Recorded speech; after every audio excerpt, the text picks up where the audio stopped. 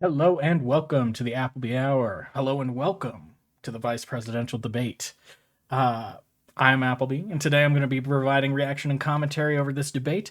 Got a little spoiled on the last one, a little late to the party, but not so this time. We're going in blind. Let's get right into it. Tonight, with just over a month to go until Election Day, the first and only meeting between the two men who hope to become vice president of the United States. Yep. Democratic Governor Tim Walz of Minnesota and Republican Senator J.D. Vance of Ohio. Now, I like Walz a whole hell of a lot more than I like Kamala. So I'm interested to see. The only thing I've seen about this debate, just a few seconds ago, was I saw the exit polling on who won. Seems like it was kind of a tie. Leaned a little Vance. Don't love that. I think it was literally 1 point to Vance, though, so we'll see. Is likely the final debate of this election cycle, and voting is already underway in 20 states. CBS News polling shows this remains a race either presidential candidate could win. The CBS News vice presidential debate starts now. Fight for every single vote, and we're going to take this country back. Yeah. Debate. I do not care about the rules. Workers from Maine to Texas are picketing. We're going to begin tonight with the Middle East. Margaret. Thank you, Nora. Earlier today, Iran launched its largest attack yet on Israel, but that attack... Yeah, interesting of Iran to choose today on the day of the debate. I'm glad that they brought it up. Failed, thanks to joint U.S. and Israeli defensive action. President Biden has deployed more than 40,000 U.S. military personnel and assets to that region over the past year to try to prevent a regional war. Yeah. Yeah. If we really wanted to prevent a regional war, then maybe Biden should stop being an ideological Zionist. But whatever. And just so you guys know, this is on 1.25 speed because fuck this. Iran is weakened, but the U.S. still considers it the largest state sponsor of terrorism in the world, and it has drastically reduced the time it would take to develop a nuclear weapon. It is down now to 1 or 2 weeks' time. Governor Walz, if you were the final voice in the Situation Room, would you support or oppose a preemptive strike? Ooh, okay. Ooh, does he have green eyes? I never noticed that before. Those are some nice green eyes, although they don't look great. He's nervous. He's not a debater. Fuck. That is not a good face. That's not the face you want. Oh. Come on, Walz. I was really... By Israel on Iran. You have 2 minutes. Well, thank you. And thank you for those joining at home tonight. Let's keep in mind where this started. October 7th, Hamas terrorists massacred over 1,400 Israelis and took prisoners. Israel's ability to be able to defend itself is absolutely fundamental. Getting its hostages back, fundamental, and ending the humanitarian crisis in Gaza. But the expansion of Israel and its proxies is an absolute fundamental necessity for the United States to have the steady leadership there. You saw it experienced today, where along with our Israeli partners and our coalition, able to stop the incoming attack. But what's fundamental here is that steady leadership is going to matter. It's clear, and the world saw it on that debate stage a few weeks ago, a nearly 80-year-old Donald Trump talking about crowd sizes is not what we need in this moment. He's over-prepped. I mean... I get why they would over-prep him. Oh. But it's not just that. It's those that were closest to Donald Trump that understand. CJ, he's not a debater. He doesn't know. Oh, he doesn't know what he's doing. He doesn't know how he's coming off. Oh, my God. Oh, my God. And how dangerous he is when the world is this dangerous. His chief of staff, John Kelly, said that he was the most flawed human being he'd ever met. Also, I hate that the ticket he's a part of is making him say this shit. I don't think he'd actually say this normally. And both of his secretaries of defense. Although I guess I don't really know. I suppose I should criticize. This is way... I don't know. You can tell he's uncomfortable with what he's saying, but it's way too pro-Israel. It's not good.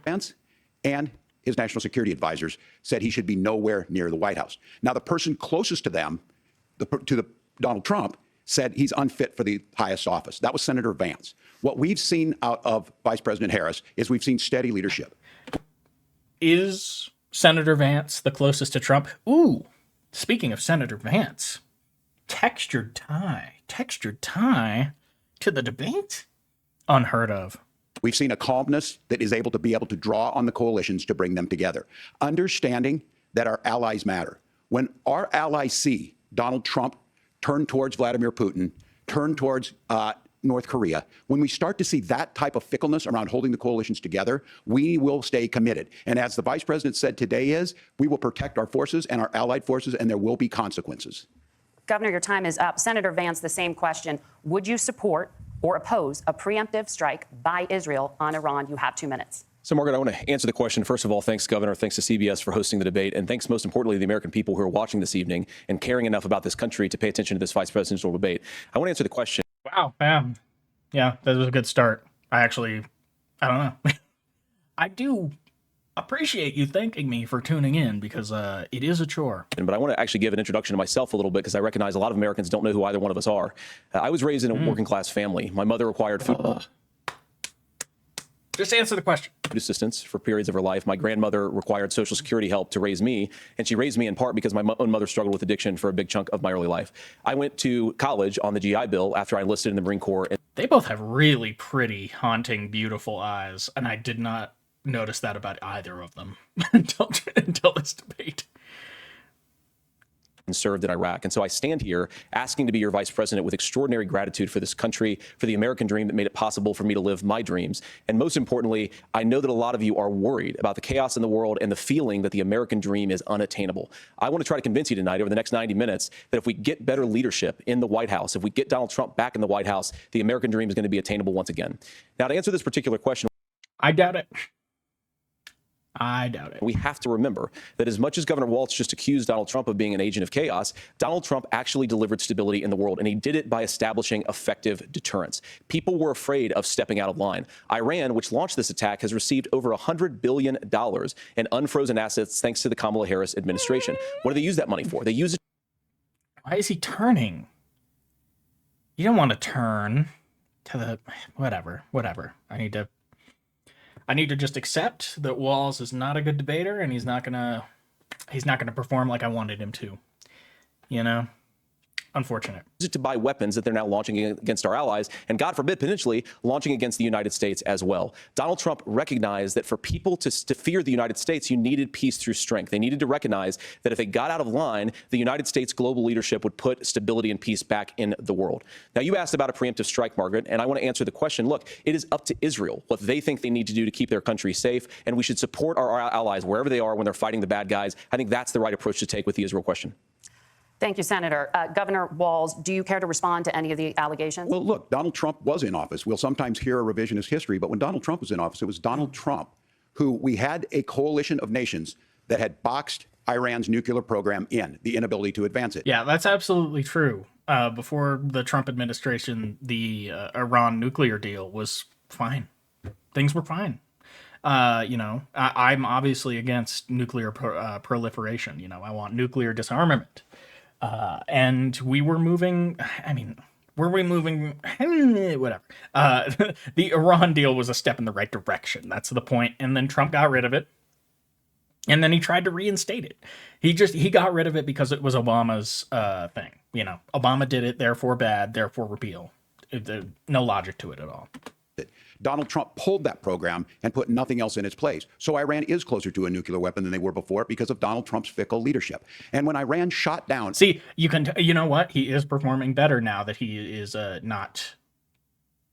very weak start. Very, very weak for Walz. An American aircraft in international airspace. And very strong for Vance. Donald Trump tweeted, because that's the standard diplomacy of Donald Trump. And when Iranian missiles did fall near U.S. troops and they received traumatic brain injuries, Donald Trump wrote it off as headaches. Look, our allies understand that... I do remember these things. I don't know, time seems like it fucking flies by these days, but yeah, I definitely remember all this shit. Donald Trump is fickle. Some headaches, yeah. He will go to whoever has the most flattery or where it makes sense to him. Yeah. Steady leadership like you witnessed today, like you witnessed in April. Both Iranian attacks were repelled. Our coalition is strong, and we need the steady leadership that Kamala Harris is providing. Senator Vance, the U.S. did have a diplomatic deal with Iran to temporarily pause parts of its nuclear program, and President Trump did exit that deal. He recently said, just 5 days ago, the U.S. must now make a diplomatic deal with Iran because the consequences are impossible. Did he make a mistake? You have 1 minute. Impossible consequences. I like that. First of all, Margaret, diplomacy is not a dirty word, but I think that's something that Governor Walz just said is quite extraordinary. You yourself just said Iran is as close to a nuclear weapon today as they have ever been. And Governor Walz, you blame Donald Trump, who has been the vice president for the last 3.5 years. And the answer is your running mate, not mine. Donald Trump Right, the vice president. They don't do anything. consistently made the world more secure. Now, we talk about what the sequence of events. Well, I mean, no, not consistently, because there's at least one major blip there, which is the Iran nuclear agreement, you know. Now, I'll agree, he didn't get us into any new wars, unlike Biden. So that is one thing. I did appreciate the temporary no new wars. That led us to where we are right now. And you can't ignore October the 7th, which I appreciate Governor Walz bringing up. But when did Iran and Hamas and their proxy... Conciliatory, kind. You know, he's trying really hard to come off as not weird, I think, is the idea, especially because Walz was the one who came up with the whole weird attack. And you know what? It's working. attack Israel, it was during the administration of Kamala Harris. So Governor Walz can criticize Donald Trump's tweets, but effective, smart diplomacy and peace through strength is how you bring stability back to a very broken world. Donald Trump has already done it once before. Ask yourself at home, when was the last time, I'm 40 years old, when was the last time that an American president didn't have a major conflict break out? The only answer is during the 4 years that Donald Trump was president. I mean, yeah, you can't fucking argue with that. Gentlemen, we have a lot to get to. Nora? Margaret, thank you. Let's turn now to Hurricane Helene. The storm could become one of the deadliest on record. More than 160 people are dead and hundreds more are missing. Scientists say climate change makes these hurricanes larger. He was shaking his head and then climate change. Okay, Vance. I'm so glad that climate change is the second fucking question. Thank God. Stronger and more deadly because of the historic rainfall. Senator Vance, according to CBS News polling, 7 in 10 Americans and more than 60% of Republicans under the age of 45 favor the U.S. taking steps to try and reduce climate change. Senator, what responsibility would the Trump administration have to try and reduce the impact of climate change? I'll give you 2 minutes. Sure. So first of all, let's start with the hurricane, because it's an unbelievable, unspeakable human tragedy. I just saw today, actually, a photograph of 2 grandparents on a roof with a 6-year-old child, and it was the last photograph ever taken of them because the roof collapsed and those innocent people lost their lives. And I'm sure Governor Walz joins me in saying our hearts go out to those innocent people, our prayers go out to them. You know what? This is a nice moment. I know he's about to weasel his way out of this somehow. I mean, he's already weaseling by doing this at all. He's gonna is he gonna take the we shouldn't politicize it, make the weather. And we want as robust and aggressive as a federal response as we can get to save as many lives as possible, and of course afterwards to help. But not to prevent this from happening in the future. The people in those communities rebuild. I mean, these are communities that I love. Some of them I know very personally in Appalachia, all across the Southeast. They need their government to do their job. And I commit that when Donald Trump is president again, the government will put the citizens of this country first when they suffer from disaster. Now, Nora, you asked about climate change. I think this is a very important issue. Look, a lot of people are justifiably worried about all these crazy weather patterns. I think it's important for us, first of all, to say Donald Trump and I support clean air, clean water. We want the environment to be cleaner and safer. But one of the things that I've noticed some of our Democratic friends talking a lot about is a concern about carbon emissions, this idea that carbon emissions drives all of the climate change. There it is. There it is. Oh, I can't believe this came out as a tie. God damn you, Walz. Or, well, no, yeah, a little. Well, let's just say that's true, just for the sake of argument, so we're not arguing about weird science. Let's just say that's true. Weird science. Well, I love that song. If you believe that, the movie, nah. What would you want to do? The answer is that you'd want to reshore as much American manufacturing as possible, and you'd want to produce as much energy as possible in the United States of America, because we're the cleanest economy in the entire world. What have Kamala Harris's policies actually led to? We're the cleanest economy in the entire world. That cannot possibly be fucking true. More energy production in China, more manufacturing overseas, more doing business in some of the dirtiest parts of the entire world. And when I say that, I mean the amount of carbon emissions they're doing per unit of economic output. So if we actually care about getting cleaner air and cleaner water, the best... It's not about... I don't care about clean air and clean water. I care about the temperature, okay? That's my number one priority right now. If I could trade climate change for more pollution, I would do so. Thing to do is to double... Because there's nothing dirty about carbon, okay? It's carbon dioxide is not a pollutant. I mean, it is, yeah, I mean, I don't know. You can regulate it as such, but in like a natural sense, there's nothing that the biosphere is unfamiliar with this carbon. Ooh, like if it was happening much, much slower, this wouldn't be a problem at all. down and invest in American workers and the American people. And unfortunately, Kamala Harris has A couple orders of magnitude slower. done exactly the opposite. Governor Walz, you have 2 minutes to respond. Well, we got close to an agreement because all those things are happening. Look, first of all, it is a horrific tragedy with this hurricane. And my heart goes out to the folks that are down there in contact with the governors. I serve as co-chair of the Council of Governors as we work together on these emergency managements. Governors know no partisanship. They work together to solve the governors and the emergency responders are on the ground. Those happen on the front end. The federal government comes in, makes sure they're there that we recover. But we're still in that phase where we need to make sure that they're staying there, staying focused. Now, look, coming back to the climate change issue, there's no doubt this thing roared onto the scene faster and stronger than anything we've seen. Senator Vance has said that there's a climate problem in the past. Donald Trump called it a hoax and then joked that these things would make more beachfront property to be able to invest in. Yeah, that was a poorly timed joke. That was was he even joking? A poorly timed line. What we've seen out of the Harris administration now, the Biden-Harris administration, is we've seen this investment. We've seen massive investments, the biggest in global history that we've seen in the Inflation Reduction Act, has created jobs all across the country. 2,000 in Jeffersonville, Ohio, taking the EV technology that we invented and making it here. 200,000 jobs across the country. The largest solar manufacturing plant in North America sits in Minnesota. But my farmers know climate change is real. They've seen 500-year droughts, 500-year floods back to back. But what they're doing is adapting, and this has allowed them to tell me, look, I harvest corn, I harvest soybean, and I harvest wind. We are producing more natural gas and more oil at any time than we ever have. I think Vance and this is the most I've ever related to Vance. Vance is doing a good job. Like, Walz seems to be overprepared, nervous, out of his element. Vance seems to have been correctly prepared. We're also producing more clean energy.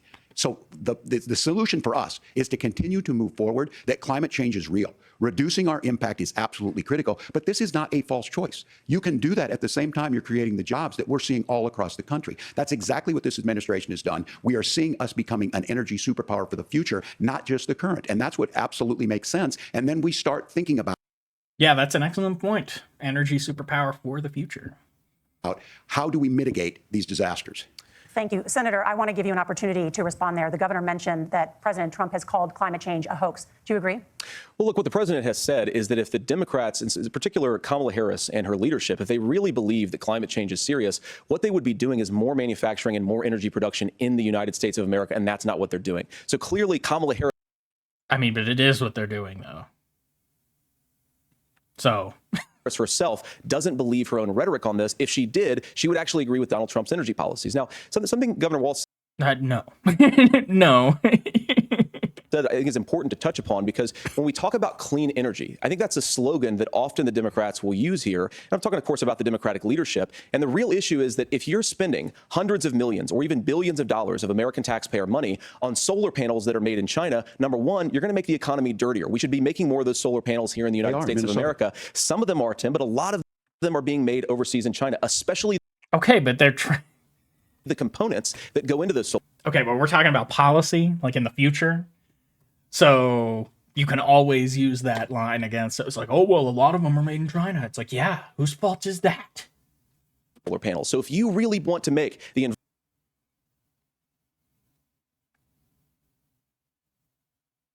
It's you, it's your party, it's your movement.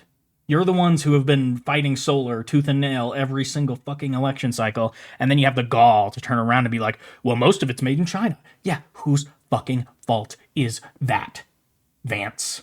environment cleaner, you've got to invest in more energy production. We haven't built a nuclear facility, I think, one in the past 40 years. Senator. Natural gas, we got to invest. Well, that's another issue. I don't love nuclear, but at this point, whatever, I'll take it. You know, I'm not gonna fucking argue. I don't know. Like, if you love fission so much, just do geothermal. The whole planet's a big fission reactor, okay? Like, obviously, fusion, that's worth the investment. That's fine. But, like, fission, I don't know how people are like, oh, it's just, there's no problems with it whatsoever. Yeah, no, it's like a nuclear disasters. Those don't happen anymore. Invest more in it. Kamala Harris has done the opposite. That's raised energy prices and also meant that we're doing Senator, worse by your the time climate. is up. Governor, would you like to respond? Well, look, we're producing more natural gas than we ever have. There's no moratorium on that. We're producing more oil. But the folks know, and like I said again. Yeah, like, what's the argument against that?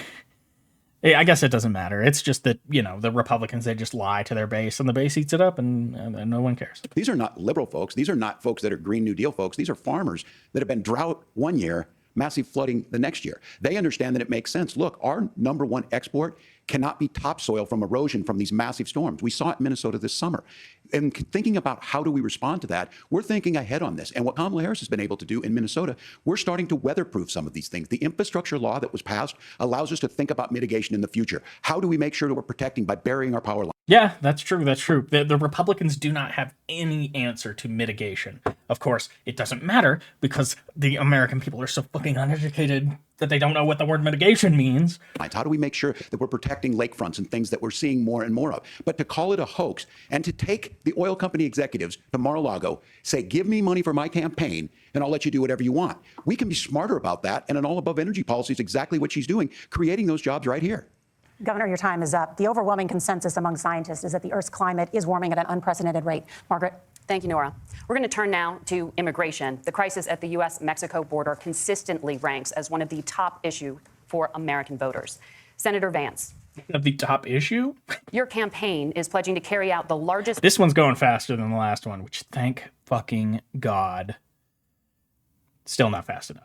Mass deportation plan in American history and to use the U.S. military to do so. Could you be more specific about exactly how this will work?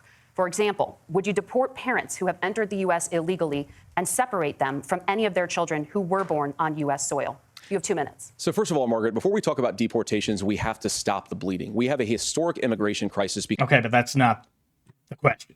Because Kamala Harris started and said that she wanted to undo all of Donald Trump's border policies. 94 executive orders suspending deportations, decriminalizing illegal aliens, massively increasing the asylum fraud that exists in our system. That has opened the floodgates. And what it's meant is that a lot of fentanyl is coming into our asylum fraud.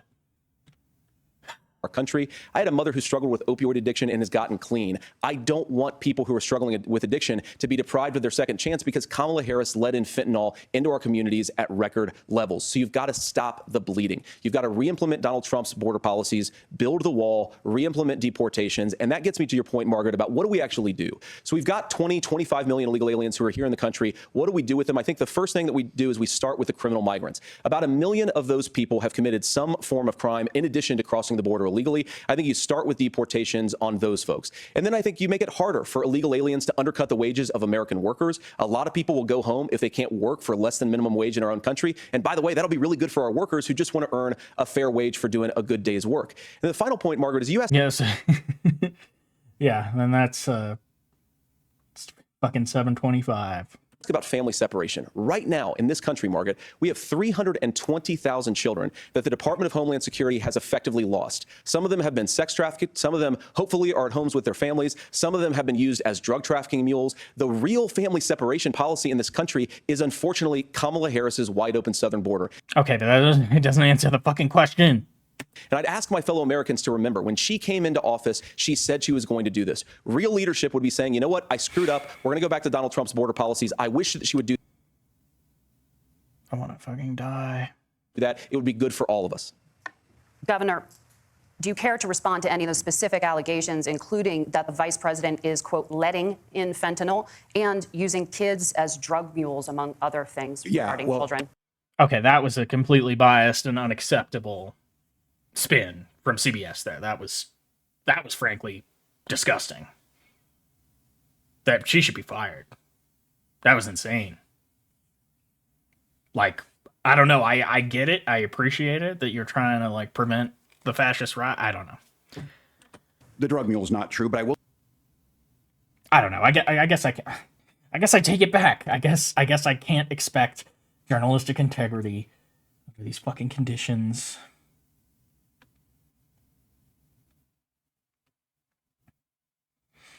I really do just want to fucking jump off a bridge, I swear.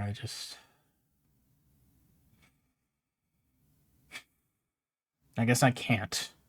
We'll say about the fentanyl, because this is a crisis of this, the opioid crisis. And the good news on this is the last 12 months saw the largest decrease in opioid deaths in our nation's history, 30% decrease in Ohio. But there's still more work to do. But let's go back to this on immigration. Kamala Harris was the attorney general of the largest state and a border state in California. She's the only person in this race who prosecuted transnational gangs for human trafficking and drug interventions. But look, we all want to solve this.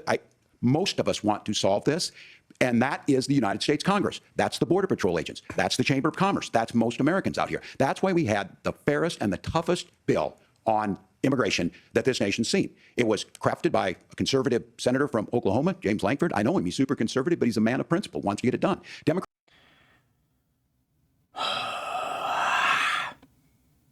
They're just totally ceding the issue of immigration to the right-wing framing. They're like, yes, it is a problem. Yes, these people are disgusting rapists. Yes, they are subhuman trash. And we do need to keep them out. But Trump blocked the bill that would do it. Like, and this is one of the most progressive politicians in our entire fucking country.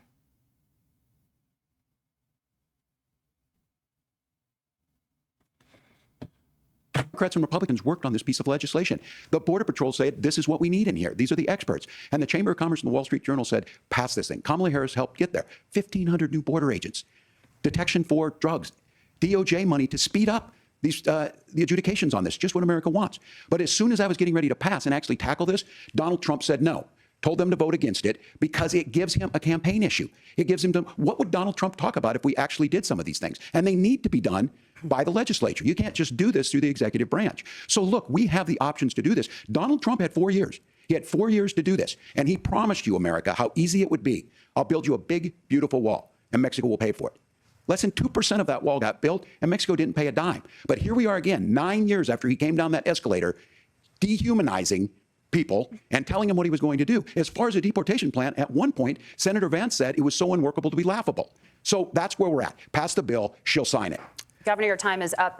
Senator, the question was, will you separate parents from their children, even if their kids are U.S. citizens? You have 1 minute. Margaret, my point is that we already have massive child separations thanks to Kamala Harris's open border. Let's just not answer the question. Accuse Kamala Harris of inviting drug mules. I said that she enabled the Mexican drug cartels to operate freely in this country, and we know that they use children as drug mules, and it is a disgrace, and it has to stop. Look, I think what Tim said just doesn't pass the smell test. For 3 years, Kamala Harris went out bragging that she was going to undo Donald Trump's border policy. She did exactly that. We had a record number of illegal crossings. We had a record number of fentanyl coming into our country, and now that she's running for president, or a few months before, she says that somehow she got religion and cared a lot about a piece of legislation. The only thing that she did when she became the vice president, when she became the appointed border czar, was to undo 94 Donald Trump executive actions that opened the border. This problem is leading to massive problems in the United States of America. Parents who can't afford health care, schools that are overwhelmed. It's got to stop, and it will when Donald Trump is president again. Senator, your time is up. Governor, what about our CBS News polling, which does show that a majority of Americans, more than 50%, support mass deportations? Look, we fixed this issue with a bill that is necessary, but the issue on this is what happens when you don't want to solve it. You demonize it. And we saw this. And Senator Vance, and it surprises me on this, talking about and saying, I will create stories to bring attention to this. That vilified a large number of people who were here legally. Look, obviously, yes, he was lying. The excuse he came up with, though, I don't know. You know what? Forget it. I don't even know how to describe what point I'm trying to make here. I guess it's just, yeah. In the community of Springfield, the Republican governor said it's not true. Don't do it.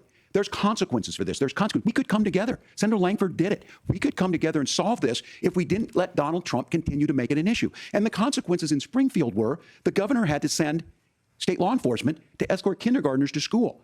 I believe Senator Vance wants to solve this, but by standing with Donald Trump and not working together to find a solution, it becomes a talking point. And when it becomes a talking point like this, we dehumanize and villainize other human beings. Tim, Governor, your time is up. Senator, I'll give you 1 minute, but let me just ask you the question first. The governor has made the point, and I think as a sitting lawmaker, you know that Congress controls the purse strings and any funding. So you have said repeatedly that Donald Trump would, through executive action, solve this. Do you disagree that Congress controls the purse strings and would need to support many of the changes that you would actually want to implement? You have 1 minute. Look, Margaret, first of all, the gross majority of what we need to do at the southern border is just empowering law enforcement to do their job. I've been to the southern border more than our borders are. Kamala Harris has been. And it's actually heartbreaking because the Border Patrol agents, they just want to be empowered to. Yeah, what is that wide-eyed look? He looks terrified. Come on, Walz. do their job. Of course, additional resources would help, but most of this is about the president and the vice president empowering our law enforcement to say, if you try to come across the border illegally, you've got to stay in Mexico, you've got to go back through proper channels. Now, Governor Walz brought up the community of Springfield, and he's very worried about the things that I've said in Springfield. Look, in Springfield, Ohio, and in communities all across this country, you've got schools that are overwhelmed, you've got hospitals that are overwhelmed, you've got housing that is totally unaffordable because we brought in millions of illegal immigrants to compete with Americans for scarce homes. The people that I'm most worried about in Springfield, Ohio, are the American citizens. We brought in a bunch of Browns to compete with real Americans, right? Who have had their lives destroyed by Kamala Harris's open border. It is a disgrace, Tim. And I actually think, I agree with you. I think you want to solve this problem, but I don't think that Kamala Harris does. Senator, your time is up. Governor, you have 1 minute to respond. Yeah, well, it is law enforcement that asked for the bill.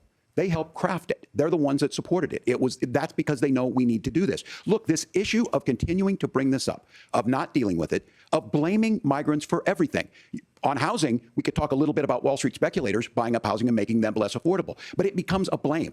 Look, this bill also gives the money necessary to adjudicate. I agree. It should not take 7 years for an asylum claim to be done. This bill gets it done in 90 days. Then you start to make a difference in this, and you start to adhere to what we know, American principles. Look, I don't talk about my faith a lot, but Matthew 25:40 talks about, to the least amongst us, you do unto me. I think that's true of most Americans. They simply want order to it. This bill does it. It's funded. It's supported by the people who do it, and it lets. Oh my God,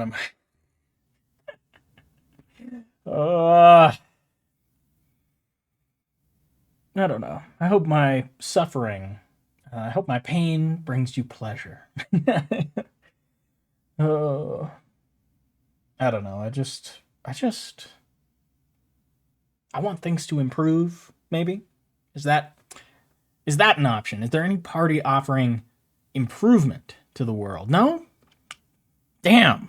Let's just keep our dignity about how we treat other people. Thank you, Governor. And just to clarify for our viewers, Springfield, Ohio does have a large number of Haitian migrants who have legal status, temporary protected status. Well, Nora? but thank you, no, Senator. We have so much to go. Yeah, CBS is really biased in this, and I'm not cool with it. Margaret, I think it's important We're because going to turn out of the economy. Thank Margaret, you. the rules were that you guys economy, were going to fact check, and since you're fact checking me, I think it's important to say what's actually going on. Yeah, that's true. If they break the rules, then the rules are broken. So there's an application called the CBP One app where you can go on as an illegal migrant, apply for asylum or apply for parole, and be granted legal status at the wave of a Kamala Harris open border wand. That is not a person coming in, applying for a green card and waiting for 10 years. That is the facilitation of illegal immigration, Margaret, by our own leadership. Thank you, Senator, for describing the legal process. We have so much to get to, Senator. 1990. Yeah, the only difference between an illegal immigrant and a legal immigrant is fucking paperwork. So, like, fuck off. You should be able to just walk in here and be like, hey, I'm an American now. 90. What the fuck's wrong with that? What's wrong with that? People act like they don't pull their own weight. You know, all the immigrants I've ever known have been some of the hardest working people. They don't pull their weight, they pull the whole fucking community's weight. Without immigrants, without illegal immigrants, this entire country would fucking crumble to dust.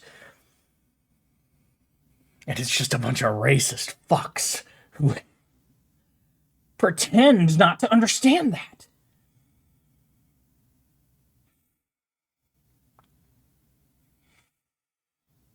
I don't know. It really is torture. I don't know. It doesn't seem like things can get better, but in some ways it's so clear to me. I have just this vision. It's like it's right in front of me. It's just a millimeter to the left, you know? I want to get on like a trajectory. Hey, sorry, there was a problem I ran out of disk space, but I think I've fixed it, and we're not skipping a beat, so let's get back into it. Thank you, gentlemen. The CBP One app has not been on the books since 1990. It's something that Kamala Harris created, Margaret. Gentlemen, the audience can't hear you because your mics are cut. We have so much we want to get to. Thank you for explaining the legal process. Nora? Thank you, Margaret. The economy is a top concern for voters. Each of your campaigns has released an economic plan, so let's talk about the specifics. Governor Walz, Vice President Harris unveiled a plan that includes billions in tax. Maybe I'll be a little. Maybe the break will make me just a little less fucking psychotic, perhaps. Credits for manufacturing, housing, and a renewed child tax credit. The Wharton School says your proposals will increase the nation's deficit by $1.2 trillion. How would you pay for that without ballooning the deficit? Governor, I'll give you 2 minutes. Yeah, thank you. And Kamala Harris and I do believe in the middle class because that's where we come from. We both grew up in that. We understand. So those of you out there listening tonight, you're hearing a lot of stuff back and forth, and it's good. It's healthy. That's what this is supposed to happen. You should be listening. How's this going to impact me? The bold forward plan that Kamala Harris put out there is talking about this housing issue. The one thing is there's 3 million new houses proposed under this plan with down payment assistance on the front end to get you in a house. A house is much more than just an asset to be traded somewhere. It's foundational to where you're at. And then Yes, absolutely. You know, I would really like it if you were able to select one home that you don't pay property tax on. So if you're a single family home, then you don't pay property tax at all. That would be something I would implement as president. making sure that the things you buy every day, whether they be prescription drugs or other things, that there's fairness in that. Look, the $35 insulin is a good thing, but it costs $5 to make insulin. They were charging $800 before this law went into effect. As far as the housing goes, I've seen it in Minnesota, 12% more houses in Minneapolis, prices went down on rent 4%. It's working. And then making sure tax cuts go to the middle class. $6,000. I mean, yes, I do agree with tax cuts to the middle class, but what about the lower class? I don't know. The bottom 50% of Americans shouldn't be paying anything in income tax, if you ask me. Child tax credit, we have one in Minnesota, reduces childhood poverty by 1/3. We save money in the long run, and we do the right thing for families. Yeah, and I think I talked about this in the other debate, but not in this one, that the deficit really doesn't matter as long as we're the dominant world power. As long as we're the world superpower, we can have as big a deficit as we want. In fact, it's a good thing because it keeps countries loyal, not loyal, but they have a vested interest. They're invested in our success, in our stability. But if we were to falter in that role, then the deficit would become a very, very, very large problem. And then getting businesses off the ground. The law as it stands right now is $5,000 tax credit for small business, increasing that to $50,000. Now, this is a philosophical difference between us. Donald Trump made a promise, and I'll give you this. He kept it. He took folks in Mar-a-Lago, said, you're rich as hell, I'm going to give you a tax cut. He gave the tax cuts that predominantly went to the top class. What happened there was an $8 trillion increase in the national debt, the largest ever. Now he's proposing a 20% consumption or sales tax on everything we bring in. Everyone agrees, including businesses, it would be destabilizing it, it would increase inflation and potentially lead to a recession. Look, this is simple for you. Where are we going? Kamala Harris has said to do the things she wants to do. Yeah, obviously, I'm going to have to get used to repeating myself a lot. Obviously, blanket tariffs are a horrible, horrible, terrible idea. I personally, again, if I was president, like putting myself in that shoe, putting myself in the Oval Office, I would not be putting tariffs on anything. I'm against tariffs, period. We'll just ask the wealthiest to pay their fair share. When you do that, our system works best, more people are participating in it, and folks have the things that they need. Senator, I want to give you a moment to respond on that. But similarly, the Wharton School has done an analysis of the Trump plan and says it would increase the nation's deficit by $5.8 trillion. My question is the same for you. How do you pay for all that without ballooning the deficit? I'll give you 2 minutes.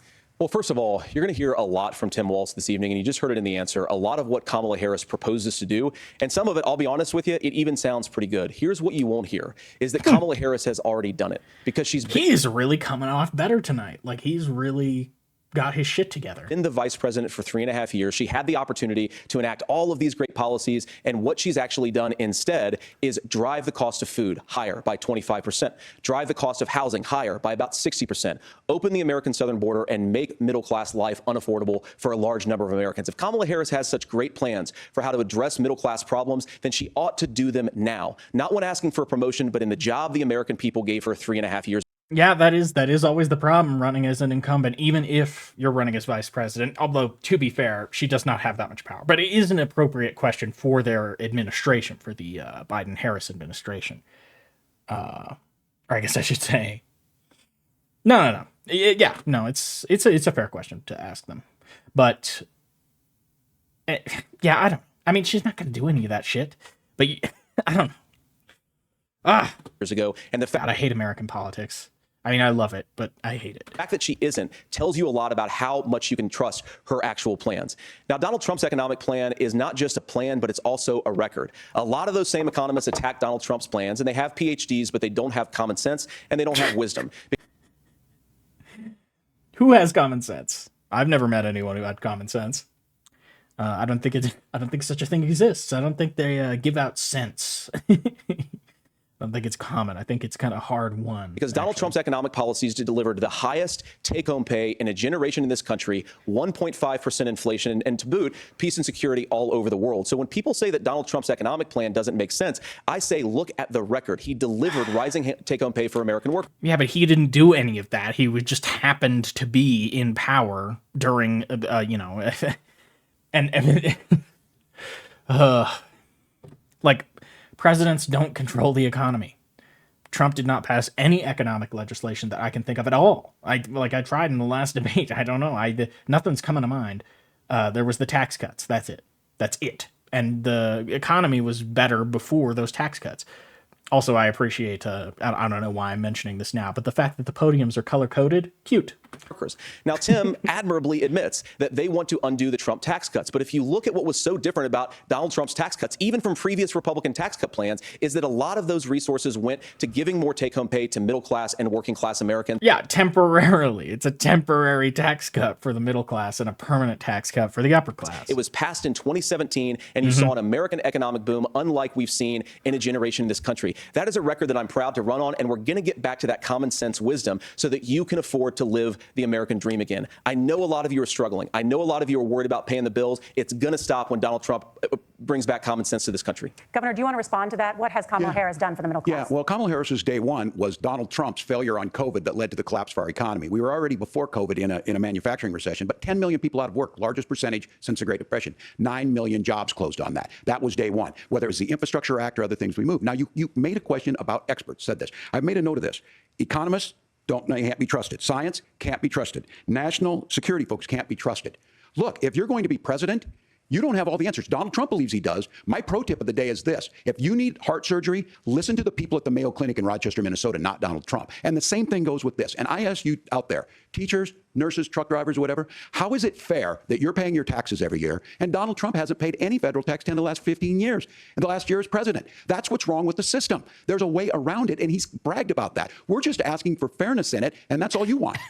You have a minute. Governor, you say trust the experts, but those same experts for 40 years said that if we shipped our manufacturing base off to China, we'd get cheaper goods. They lied about that. They said if we shipped our... What?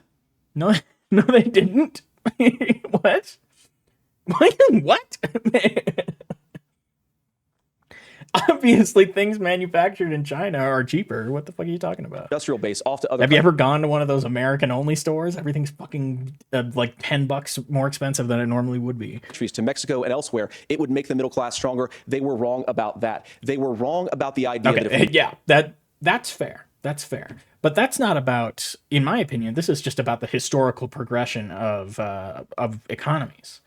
Like, the middle class is suffering because there's no use for them anymore. We've progressed past the place where we need everyone to work. And we need to figure out something else. We made America less self-reliant, less productive in our own nation, that it would somehow make us better off, and they were wrong about it. And for the first time in a generation, Donald Working in a factory, mangling your hands in some piece of horrible machinery. Yeah, that's better off, sure. Trump had the wisdom and the courage to say to that bipartisan consensus, we're not doing it anymore. We're bringing American manufacturing back. We're unleashing American energy. We're going to make more of our own stuff. And this isn't just an economic issue. I've got 3 beautiful little kids at home, 7, 4, and 2. And I love them very much, and I hope they're in bed right now. But look, so many of the drugs, the pharmaceuticals that we put in the bodies of our children are manufactured by nations that hate us. This has to stop. And we're not... Who cares about... They're manufactured by nations that hate us. Who fucking cares? Doesn't that make it... I love they're manufactured by nations that hate us, and but they don't give a shit about, like, oh, but the corporations are fucking actively poisoning us. They're the ones doing it. But no, it's the fault of the nations that hate us. We're going to stop it by listening to experts. We're going to stop it by listening to common sense wisdom, which is what Donald Trump governed on. Senator... Yeah, anti-intellectualism. It's a funny word to mess up, actually. Time it up. Governor Walz, can you address that? I mean, voters say they trust Donald Trump on the economy more. Why? Well, if you're listening tonight, Because everyone trusts Republicans more on the economy because I said it in the last debate, I'll say it in this one, because our education system is designed to produce obedient worker drones and not designed to educate people.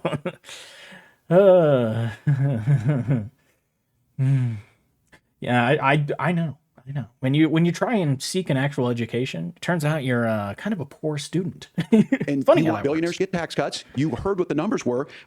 Look, I'm a union guy on this. I'm not a guy who wanted to ship things overseas, but I understand that, look, we produce soybeans and corn. We need to have fair trading partners. That's something that we believe in. I think the thing that most concerns me on this is Donald Trump was the guy who created the largest trade deficit in American history with China. So the rhetoric is good. Much of what the senator said right there, I'm in agreement with him on this. I watched it happen too. I watched it. They're both doing that. That's interesting. Hey, I did not expect so much. Like they're being so conciliatory. To my communities, and we talked about that. But we had people undercutting the right to collectively bargain. We had right to work states made it more difficult. We had companies that were willing to ship it over, and we saw people profit. Folks that are venture capital in some cases, putting money into companies that were overseas. We're in agreement that we bring those home. The issue is Donald Trump is talking about it. Kamala Harris has a record, 250,000 more manufacturing jobs just out of the IRA. May I respond to that? Yes. So appreciate that. So if you notice, what Governor Walz just did is he said, first of all, Donald Trump has to listen to the experts. And then when he acknowledged that the experts screwed up, he said, well, Donald Trump didn't do nearly as good of a job as the statistics that's a show gross that he generalization. did. So what Tim Walz is doing, and I honestly, Tim, I think you got a tough job here. Here, I'm going to have to re-listen to what Tim said. Undercutting the right to collectively bargain. We had right to work states made it more difficult. We had companies that were willing to ship it over, and we saw people profit. Folks that are venture capital in some cases, putting money into companies that were overseas. We're in agreement that we bring those home. The issue is Donald Trump is talking about it. Kamala Harris has a record, 250,000 more manufacturing jobs just out of the IRA. May I respond to that? Yes. So appreciate that. So if you notice, what Governor Walz just did is he said, first of all, Donald Trump has to listen to the experts. And then when he acknowledged that the experts screwed up, he said, well, Donald Trump didn't do nearly as good of a job as the statistics that's a show gross that he generalization. did. So Okay, what Tim Walz is doing, and I honestly, Tim, I think you got a tough job I don't care to go back again. up here because you've got to play whack-a-mole. You've got to pretend that Donald Trump didn't deliver rising take-home pay, which of course he did. You've got to pretend that Donald Trump didn't deliver lower inflation, which of course he did. And He didn't deliver those things. They happened under his watch. He didn't do them. you simultaneously got to defend Kamala Harris's atrocious economic If an asteroid fell from the sky and fucking wiped out Manhattan, would he have done that too? record, which has made gas, groceries, and housing unaffordable for American citizens. I was Like, there are things going on that are bigger than the United States president, believe it or not. Whatever. I know that Americans don't actually believe that. So, sure, whatever. You do kind of have to own the economy that you have. Fuck me, I guess. was raised by a woman who would sometimes go into medical debt so that she could put food on the table in our household. I know what it's like to not be able to afford the things that you need to afford. We can do so much better. To all of you watching, we can get back to an America that's affordable again. We just got to get back to common sense economic principles. I hope we have a conversation on healthcare then. Senator, Governor. Please. Thank you. Margaret? We have a lot to get to ahead, gentlemen, on many topics. But right now, I want to talk about personal qualifications. The vice president is often the last voice the president hears before making consequential decisions. We want to ask you about your leadership qualities. Governor Walz, you said you were in Hong Kong during the deadly Tiananmen Square protests in the spring of 1989. But Minnesota Public Radio and other media outlets are reporting that you actually didn't travel to Asia until August of that year. Can you explain that discrepancy? Yeah, well, and to the folks out there who didn't get at the top of this, look, I grew up in small rural Nebraska, town of 400, town that you rode your bike with your buddies till the streetlights come on, and I'm proud of that service. I joined the National Guard at 17. Out of that service as a small town inhabitant. I'm also proud of my service as a small town survivor. I Worked on family farms, and then I used the GI Bill to become a teacher, passionate about it, a young teacher. My first year out, I got the opportunity in the summer of '89 to travel to China. Okay, yeah, you're dodging the question. 35 years ago, be able to do that. I came back home and then started a program to take young people there. We would take basketball teams. I do not care. Now, look, my community knows who I am. Yeah. I've tried to do the best I can in Congress for working on veterans benefits from the beginning. difference it made in my life. I learned a lot about China. But being there, the impact it made, the difference it made in my life, I learned a lot about China. I hear the critiques of this. I would make the case that Donald Trump should have come on one of those trips with us. I guarantee you he wouldn't be praising Xi Jinping about COVID. And I guarantee you he wouldn't start a trade war that he ends up losing. So this is about trying to understand the Yeah, that's fair. Yeah, total like dance around the question, didn't really answer. I mean, whatever. Like, yeah. world. It's about trying to do the best you can for your community. And then it's putting yourself out there and letting your folks understand what it is. My commitment, whether it be through teaching, which He downplayed it well, but obviously I don't like the dishonest weasel language. I was good at, or whether it was being a good soldier or was being a good member of Congress, those are the things that I think are the values that people care about. Governor, just to follow up on that, the question was, can you explain the Thank you. Finally. discrepancy? Okay. So this is a little, you know what? If they are harsh on Walz a little more, like this is barely, like this does not make up for what they did to Vance earlier. But if they grill Walz a little more, then I'll feel better about the earlier Walz or Vance. See. Fuck me. All I said on this was I got there that summer and misspoke on this. So I will just, that's what I've said. Okay, yeah. I mean, yeah, that's fairly straightforward. Pretty much owned it. I think he handled that all right. So I was in Hong Kong and China. It started the beginning pissed me off with the, oh, right, let me just tell you my life story real quick before I answer that question. I misspoke. Like, did I need to hear your life story for you to tell me that you fucking misspoke? During the democracy protest went in. And from that, I learned a lot of what needed to be in governance. Thank you, Governor. Senator Vance, in 2016, you called your running mate Donald Trump unfit for the nation's highest office, and you said he could be America's Hitler. I know you've been asked many times, and you've said you regret those comments and explained you then voted for Donald Trump in 2020. But the Washington Post reported new messages last week in which you also disparaged Trump's economic record while he was president, writing to someone in 2020, quote, Trump thoroughly failed to deliver his economic populism. You're now his running mate, and you've shifted many of your policy stances to align with his. Yeah, those are all great criticisms. They're all very true. Where is the economic populism? Where did he help the people? I don't feel helped. The only thing that Trump did to help me, and admittedly this was a good move, were the stimulus checks. Because I never even got Biden's stimulus check. I was just too lazy. Plus I don't like money very much. Makes me feel, you know, not a great quality to have. If you become vice president, why should Americans trust that you will give Donald Trump the advice he needs to hear and not just the advice he wants to hear? You have 2 minutes. Well, first of all, Margaret, because I've always been open. And sometimes, of course, I've disagreed with the president, but I've also been extremely open about the fact that I was wrong about Donald Trump. I was wrong, first of all, because I believed some of the media stories that turned out to be dishonest fabrications of his record. But most importantly, Donald Trump delivered for the American people. Rising wages, rising take-home pay, an economy that worked. Again, not things that he didn't do. He didn't do those things. So he's not responsible. He doesn't deserve credit. And he's not going to be able to replicate that in the future. Unless you propose some kind of policy that will make me think that that's going to happen. But you haven't done that, so. Worked for normal Americans, a secure southern border, a lot of things, frankly, that I didn't think you'd be able to deliver on. And yeah, when you screw up, when you misspeak, when you get something wrong and you change your mind, you ought to be honest with the American people about it. It's one of the reasons, Margaret. Okay, but those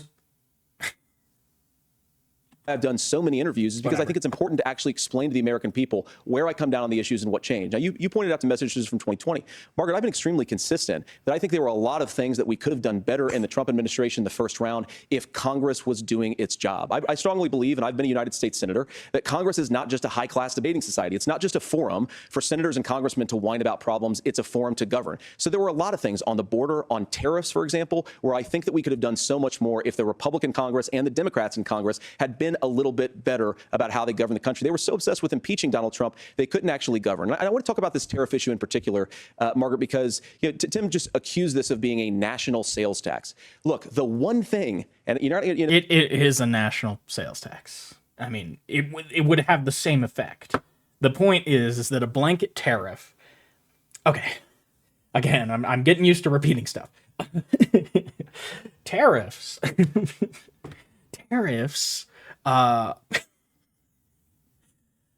It's not a tax on another country. I think that might legitimately be what Donald Trump thinks that it is. What it is it's a tax on imports. So here's how it would work.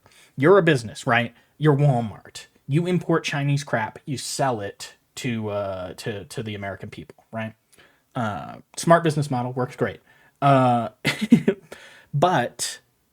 under Trump's plan, there'd be a 10 or he's suggested recently 20% tax on those imports. So Walmart, what are they going to do? They're going to raise the prices, 11 and 22%. They pass that taxation on to the consumer because that is how businesses work. Like, it is literally illegal in this country for shareholders to, or not for shareholders, for a CEO, for the leadership of a company to do something that would decrease the value for the shareholders of that company. It opens them up to liability. They could be sued, right? So not only is that just how businesses work, but actually in the United States, at least for corporations, it's enforced by law. They must pass on the tax to the consumer. So Walmart has two choices. They can either stop buying Chinese crap. They can get American-made stuff and put that on the shelves, but that's going to be more expensive because it's made in America and you have to pay Americans a real wage. So either way, no matter what Walmart decides to do in response to these tariffs, the prices are going to go way up. So it is effectively a sales tax.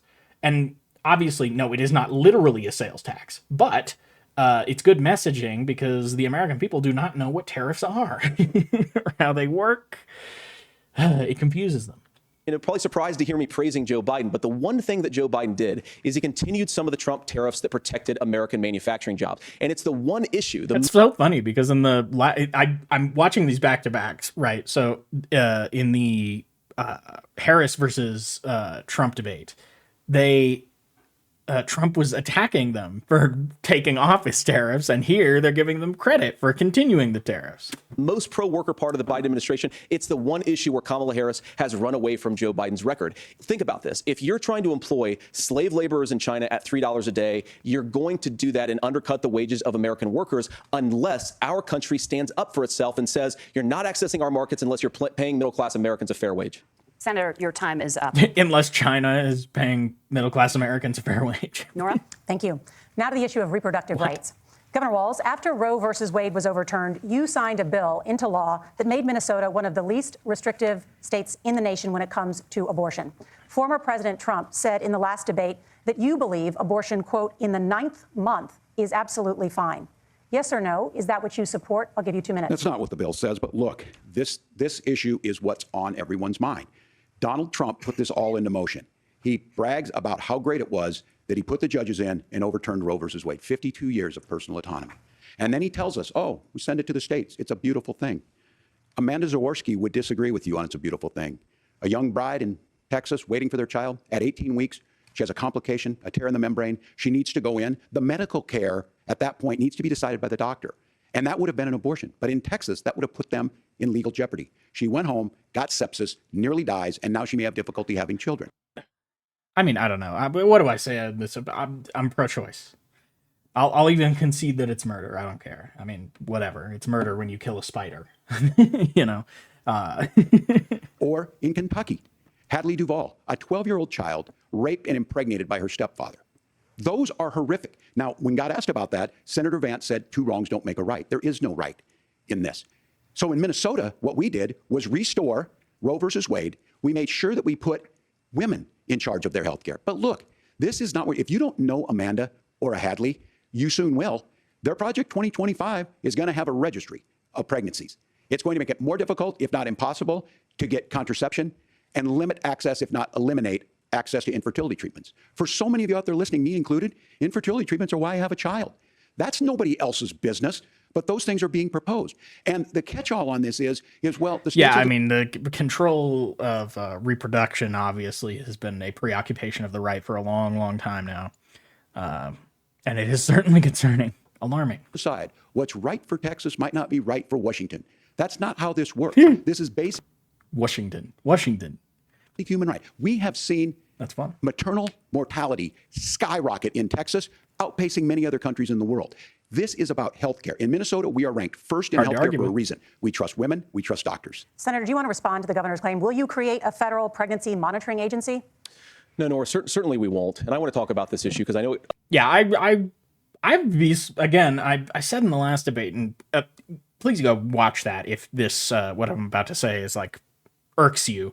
But I do believe that Trump legitimately has a conscience on the abortion issue. I do believe he feels guilty that it was a political maneuver, and obviously he didn't personally do it. So I don't know. I mean, he wouldn't have. I do not believe that Trump would sign that like pregnancy registry bill if it came to his desk. Even if he were dictator, I don't think he'd like even in a fascist regime, as long as Trump is the figurehead, I do not believe he would have that totalitarian a policy on reproductive rights. a lot of Americans care about it, and I know a lot of Americans don't agree with everything that I've ever said on this topic. And, you know, I grew up in a working class family in a neighborhood where I knew a lot of young women who had unplanned pregnancies and decided to terminate those pregnancies because they feel like they didn't have any other options. And, you know, one of them is actually very dear to me, and I know she's watching tonight, and I love you. And she told me something a couple years ago that she felt like if she hadn't had that abortion, that it would have destroyed her life because she was in an abusive relationship. And I think that what I take from that as a Republican who proudly wants to protect innocent life in this country, who proudly wants to protect the vulnerable, is that my party, we've got to do so much better of a job at earning the American people's trust back on this issue where they frankly just don't trust us. And I think that's one of the things that Donald Trump and I are endeavoring to do. That's interesting messaging. You know, I've heard whispers, people talking about a party switch. Now, obviously, that hasn't happened yet, but we could be in the early days of it. We could be. I want us as a Republican Party to be pro-family in the fullest sense of the word. I want us to support fertility treatments. I want us to make it easier for moms to afford to have babies. I want it to make it easier for young families to afford a home so they can afford a place to raise that family. And I think there's so much that we can do on the public policy front just to give women more options. Now, of course, Donald Trump has been very clear that on the abortion policy specifically, that we have a big country and it's diverse. And California has a different viewpoint on this than Georgia. Georgia has a different viewpoint from Arizona. And sticking to the states' rights line. At least, you know, like they're rehearsing it, I suppose. I still don't think it's a good line, but they're committed and they got their story straight. Proper way to handle this, as messy as democracy sometimes is to let voters make these decisions, let the individual states make their abortion policy. And I think that's what makes the most sense in a very big, a very diverse, and let's be honest, sometimes a very, very messy and divided country. Governor, would you like to respond and also answer the question about restrictions? Yeah, well, the question got asked, and Donald Trump made the accusation that wasn't true about Minnesota. Well, let me tell you about this idea that there's diverse states.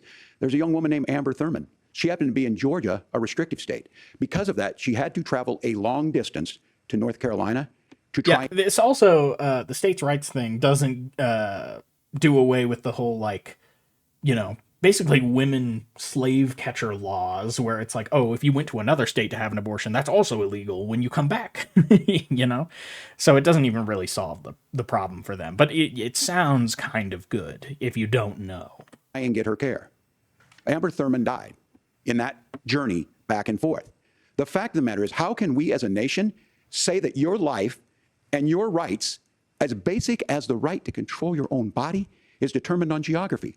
There's a very real change. Yeah, it's either a right or it ain't, you know, like that's how rights ought to work. I feel they should be not only federal, they should be global, you know. How about federal and global? If you catch my meaning. Had Amber Thurman lived in Minnesota, she would be alive today. That's why the restoration of Roe versus Wade. When you listen to Vice President Harris talk about this subject and you hear me talk about it, you hear us talking exactly the same. Donald Trump is trying to figure out how to get the political right of this. I agree with a lot of what Senator Vance said about what's happening. His running mate, though, does not, and that's the problem. Governor, your time is up. Senator, let me ask you about that. Yeah, weak. He mentioned, it was, I think, referring to a national ban. In the past, you have supported a federal ban on abortion after 15 weeks.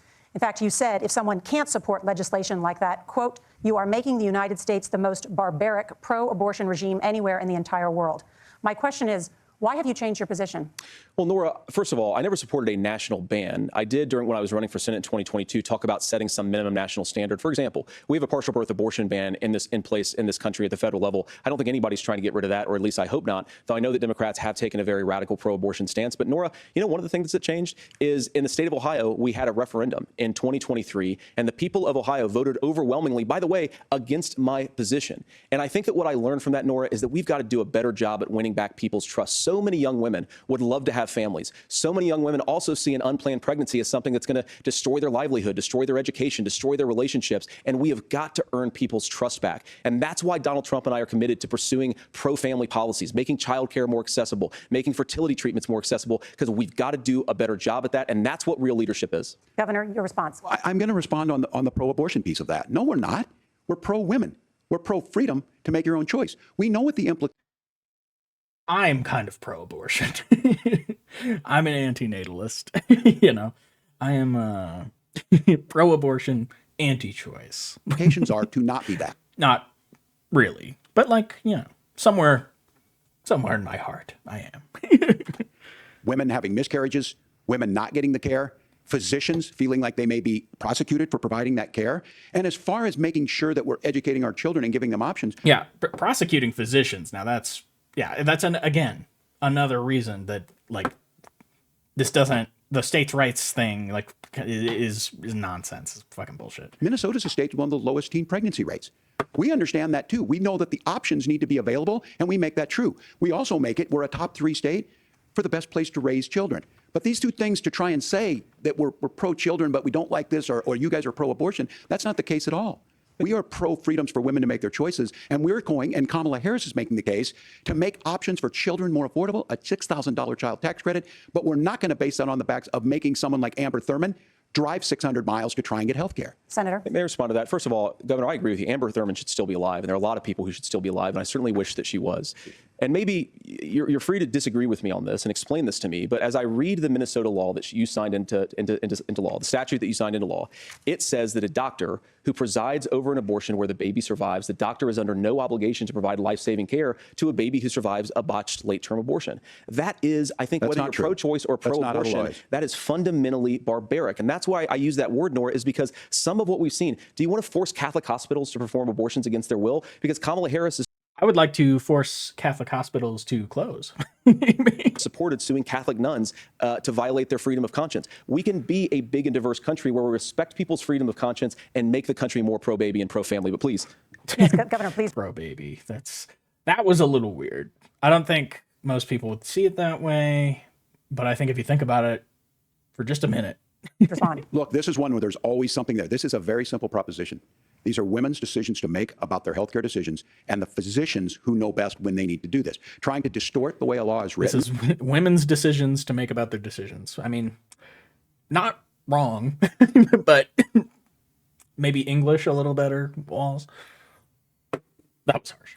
To try and make a point. That's not it at all. What was I wrong about, Governor? Please tell me. What was that wrong? I'm just dissatisfied with his performance, I suppose. That is not the way the law is written. Look, I've given I've given this advice on a lot of things, that getting involved, that's been misread, and it was fact-checked at the last debate. But the point on this is there's a continuation of these guys to try and tell women or to get involved. I use this line on this, just mind your own business on this. Things work best when Roe versus Wade was in place. When we do a restoration of Roe, that works best. That doesn't preclude us. Yeah, when you say restoration of Roe, please do it through the legislature. Pass an actual bill this time. From increasing funding for children, it doesn't increase us from making sure that once that child's born, like in Minnesota, they get meals, they get early childhood education, they get health care. So the hiding behind we're going to do all these other things when you're not. Yeah, but you're not going to give them health care. Whatever. Them in your budget. Kamala Harris is proposing them. She's proposing all those things to make life easier for families. I asked a specific question, Governor. You gave me a slogan as a response. It's not the case. It's not true. That's not what the law says. So they fact-checked it with President Trump. Gentlemen, there's a lot to discuss. We have to move on, and we're going to be right back with much more of the CBS News Vice Presidential. Have to do better. Whoop. Oh, would you look at that? Oh my goodness, CBS Vice President flexing on ABC, cutting out the ads. Amazing. Presidential debate. We want to turn now to America's gun violence epidemic. The leading cause of death for children and teens in America is by firearms. Senator Vance, you oppose most gun legislation that Democrats claim would curb gun violence. You oppose red flag gun laws and legislation to ban certain You know, semi-automatic. I talked about this a little bit about how I'm very, very pro-gun, and I don't care about guns. I don't own a gun, but I do think that it's cool that this is a country full of guns. That like there should be at least one, and it's like it's our thing. We can't get rid of it, and so I think we should just double, triple down. The problem is, here's the thing. People dying to gun violence in these mass shootings, because that's the thing you really want to stop, right? It's got very little to do with gun violence. Like if you take away the guns, they're just going to start using knives, you know? Like this isn't like a fucking 6-year-old trying to shoot their teacher. That isn't a problem with guns. That's a problem with our goddamn education system, with our whole fucking society. Our society is sick. And that's why it's producing people who go and shoot up Walmarts and shit. Like, come on. Like I don't get it. Okay, so you have this deranged person, they've got a gun, right? And they shoot up the Walmart. In the liberal solution, you just remove that gun from that person. That doesn't help that person. Like, yes, obviously, the victims of gun violence, horrible, right? We don't want that happening. That's not like a good outcome of a just system. But neither are people who commit those crimes. Like, we have failed every single one of those shooters because a well-adjusted person, it doesn't matter how many guns you give them, they're not going to do that. You know? Like, it's conceivable, it's possible for a 6-year-old to strangle another 6-year-old, but that doesn't happen. Why? Because they don't want to. Because that's not something that you would do. It's a choice. I don't know. I on the left, it seems like there's a lot of this where it's like, here's a problem, and the left is like, okay, well, what if we just make it impossible for this problem to manifest? And I'm like, okay, but that doesn't solve the problem. Like, they're like, oh, wait, there's Nazis everywhere. It's like, oh, well, just kick them off everything. It's like, okay, but what? Why are there so many Nazis? Like, what? You didn't solve anything. You haven't addressed the problem, even slightly. Automatic rifles, including AR-15s. So let me ask you, earlier this year, for the first time, the parents of a school shooter were convicted of involuntary manslaughter and sentenced to 10 years in prison. Do you think holding parents responsible could curb mass shootings? I'll give you 2 minutes. Yeah, well, Nora, on that particular case, I don't know the full details, but I certainly trust local law enforcement and local authorities to make those decisions. I think in some cases the answer is going to be yes, and in some cases the answer is going to be no. And the details really matter here, of course. For example, if a kid steals a gun, that's going to be different than if a parent hands over a gun knowing that their kid is potentially dangerous. But look, I want to just sort of speak as a father of 3 beautiful little kids, and our oldest is now in 2nd grade. It would be really fucking funny if if one of JD Vance's kids shot up a school. And like a lot of parents, we send. I don't mean to be, well, I mean, okay, here's one thing you gotta, if you're tuning in to watch me, you gotta learn this about me, okay? I don't really care about individual lives that much. Like, I don't care about my own life. In fact, I actively hate it. And so when it comes to other people's lives, I'm kind of neutral. I kind of don't care that much. I don't care about like helping individual people at all. Like, if I'm honest with myself. It's not about that. It's about building a system that makes sense, a system that helps people, a system that produces good outcomes. That's what's important to me. It's more about the system. I care about the system being right because, I don't know, like, you've helped individual people, again, but how does that doesn't solve these systemic problems. So it seems like, I don't know, it seems like, it's weird. It's like, I'm a doctor, and I know that there's a cure. I could cure you, but instead I'm going to treat you, you know? And then you act like, oh, I'm some saint. It's like, no, I don't think you are. I think you're kind of a monster. It's like Mother Teresa, you know? Oh, their suffering is so beautiful, you know? She gives them a place to lie and rot, and she keeps all the medicine tucked away, you know? Pretty horrific stuff. Yeah, if you didn't know, Mother Teresa is a monster. And I think probably like a sexual, like a sadist, you know, takes one to know one. But the way she writes about pain, I I feel it. Send our kids to school with such hope and such joy and such pride at their little faces on the first day of school. And we know, unfortunately, that a lot of kids are going to experience this terrible epidemic of gun violence. And of course, That belongs in the bedroom, Teresa. our hearts go out to the families that are affected by this terrible stuff, and we do have to do better. And I think that Governor Walz and I actually probably agree that we need to do better on this. The question is just, how do we actually do it? Now, here's something that really bothers me and worries me about this epidemic of violence. The gross majority, close to 90% in some of the statistics I've seen, of the gun violence in this country is committed with illegally obtained firearms. And while we're on that topic, we know that thanks to Kamala Harris's... I was going to say, I'm like, is he gonna claim that 90% of shooters are trans or something? I don't know, like a few months ago, all we were talking about was trans people, but it seems like nobody cares about that anymore, so... border, we've seen a massive influx in the number of illegal guns run by the Mexican drug cartel. So that number, the amount of illegal guns in our country is higher today than it was 3.5 years ago. But what do we do about the schools? What do we do to protect our kids? And I think the answer is, and I say this not loving the answer, because I don't want my kids to go to school in a school that feels unsafe or where there are visible signs of security. But I unfortunately think that we have to increase security in our schools. We have to make the doors... Yeah, see, this isn't the solution either. The solution is to live in a society that doesn't make you want to shoot everyone around you. You know?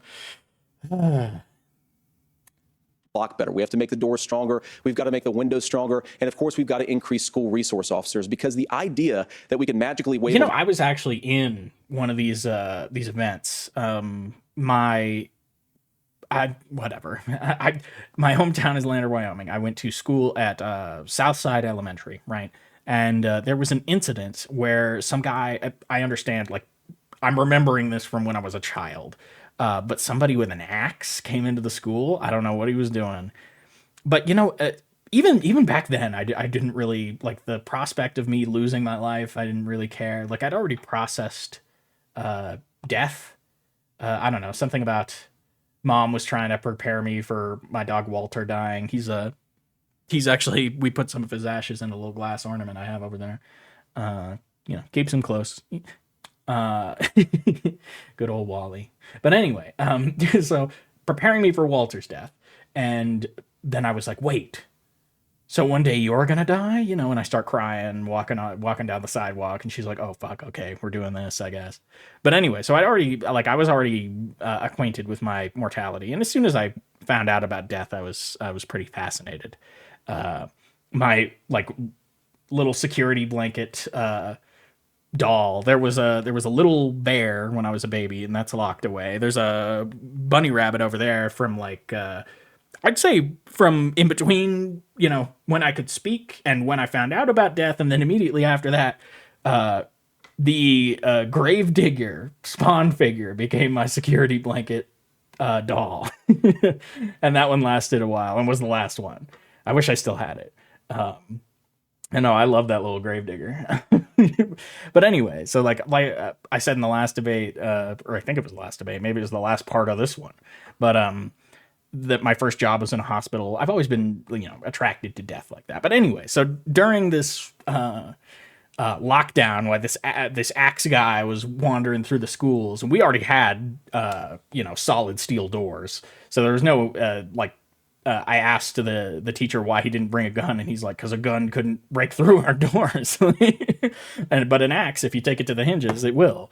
But anyway, so while this was happening, I was just playing rock, paper, scissors and being way too loud. I almost, like, you know, I could have got us all killed, but I don't know. I just couldn't bring myself to care. And I just feel this. I don't know. I feel the same way now. Anyway, that's how I keep getting mad at them for rambling about backstory. Let's get back into it. Wand and take guns out of the hands of bad guys. It just doesn't fit with recent experience. So we've got to make our schools safer. And I think we've got to have some common sense bipartisan solutions for how to do that. Governor, you have 2 minutes. Well, I think all the parents watching tonight, this is just your biggest nightmare. Look, I got a 17-year-old, and he witnessed a shooting at a community center playing volleyball. Those things don't leave you. As a member of Congress, I sat in my office surrounded by dozens of the Sandy Hook parents, and they were looking at my 7-year-old picture on the wall. Their 7-year-old were dead, and they were asking us to do something. And look, I'm a hunter. I own firearms. The vice president is. We understand that the Second Amendment is there, but the vice president is. No, the vice president does. He's having lots of little weird language flubs. He's coming off as nervous. I mean, he is nervous. It's plain to see. First responsibilities to our kids to figure this out. In Minnesota, we've enacted enhanced red flag laws, enhanced background checks, and we can start to get data. But here's the problem. If we really want to solve this, we've got folks that won't allow research to be even done on gun violence. And this idea that we should just live with it, and here's what I do think, that this is a good start to the conversation. I 100% believe that Senator Vance hates it when these kids, it's abhorrent and it breaks your heart. I agree with that. But that's not far enough when we know there are things that work. I've spent time. I mean, it's a catastrophic, like, systems failure when your children start shooting each other. Obviously, yes, something is very wrong. In Finland, and seen some Finnish schools, they don't have this happen, even though they have a high gun ownership rate in the country. There are reasonable things that we can do to make a difference. It's not infringing on your Second Amendment. And the idea to have some of these weapons out there, it just doesn't make any sense. Kamala Harris, as an attorney general, worked on this issue. She knows that it's there. No one's trying to scaremonger and say we're taking your guns, but I ask all of you out there, do you want your schools hardened to look like a fort? Is that what we have to go? When we know there's countries around the world that their children aren't practicing these types of drills. They're being kids. We owe it to them to get a fix. You know, that is a hard argument to get around. Here's the thing. I think it's possible for us to have the best of both worlds. You know, we can have our liberties, we can have our guns and our cannons, and hell, duels. You know, bring them back. We can have all that, and we can end these school shootings. We just have to reorganize. We have to reimagine our system and build something that, I don't know, so kids aren't so lonely and fucked up and have no future. Like, what do they have to lose? What do they have to lose by shooting up a school? I mean, come on. What becomes like, oh, it's this cathartic fantasy. Suddenly it looks more realistic when it's like, well, my outlook is so bleak. What's the point? These are things that shouldn't be that difficult. You can still keep your firearms, and we can make a difference. We have to. If you're listening tonight, this breaks your heart. Senator. Tim, first of all, I didn't know that your 17-year-old witnessed a shooting. I'm sorry about that, and I hope that you're doing okay. Christ, This is a very, like, chummy, romantic debate. I didn't expect that. have mercy. It is awful. And I appreciate what Tim said, actually, about Finland, because I do think it illustrates some of the frankly, weird differences between our own country's gun violence problem and Finland. Is, okay, first of all, we have way higher rates of mental health abuse, or mental health substance abuse. We have way higher rates of depression, way higher rates of anxiety. We unfortunately have a mental health crisis in this country that I really do think that we need to get to the root causes of, because I don't think it's the whole reason why we have such a bad gun violence problem, but I do think it's a big piece of it. Another drive. Well, see, mental health is important, obviously. There are people who are mentally ill, and usually, you know, I think I'm mentally ill. Like, in some ways I agree with, yes, depression, mental illness. Schizotypal? Nah.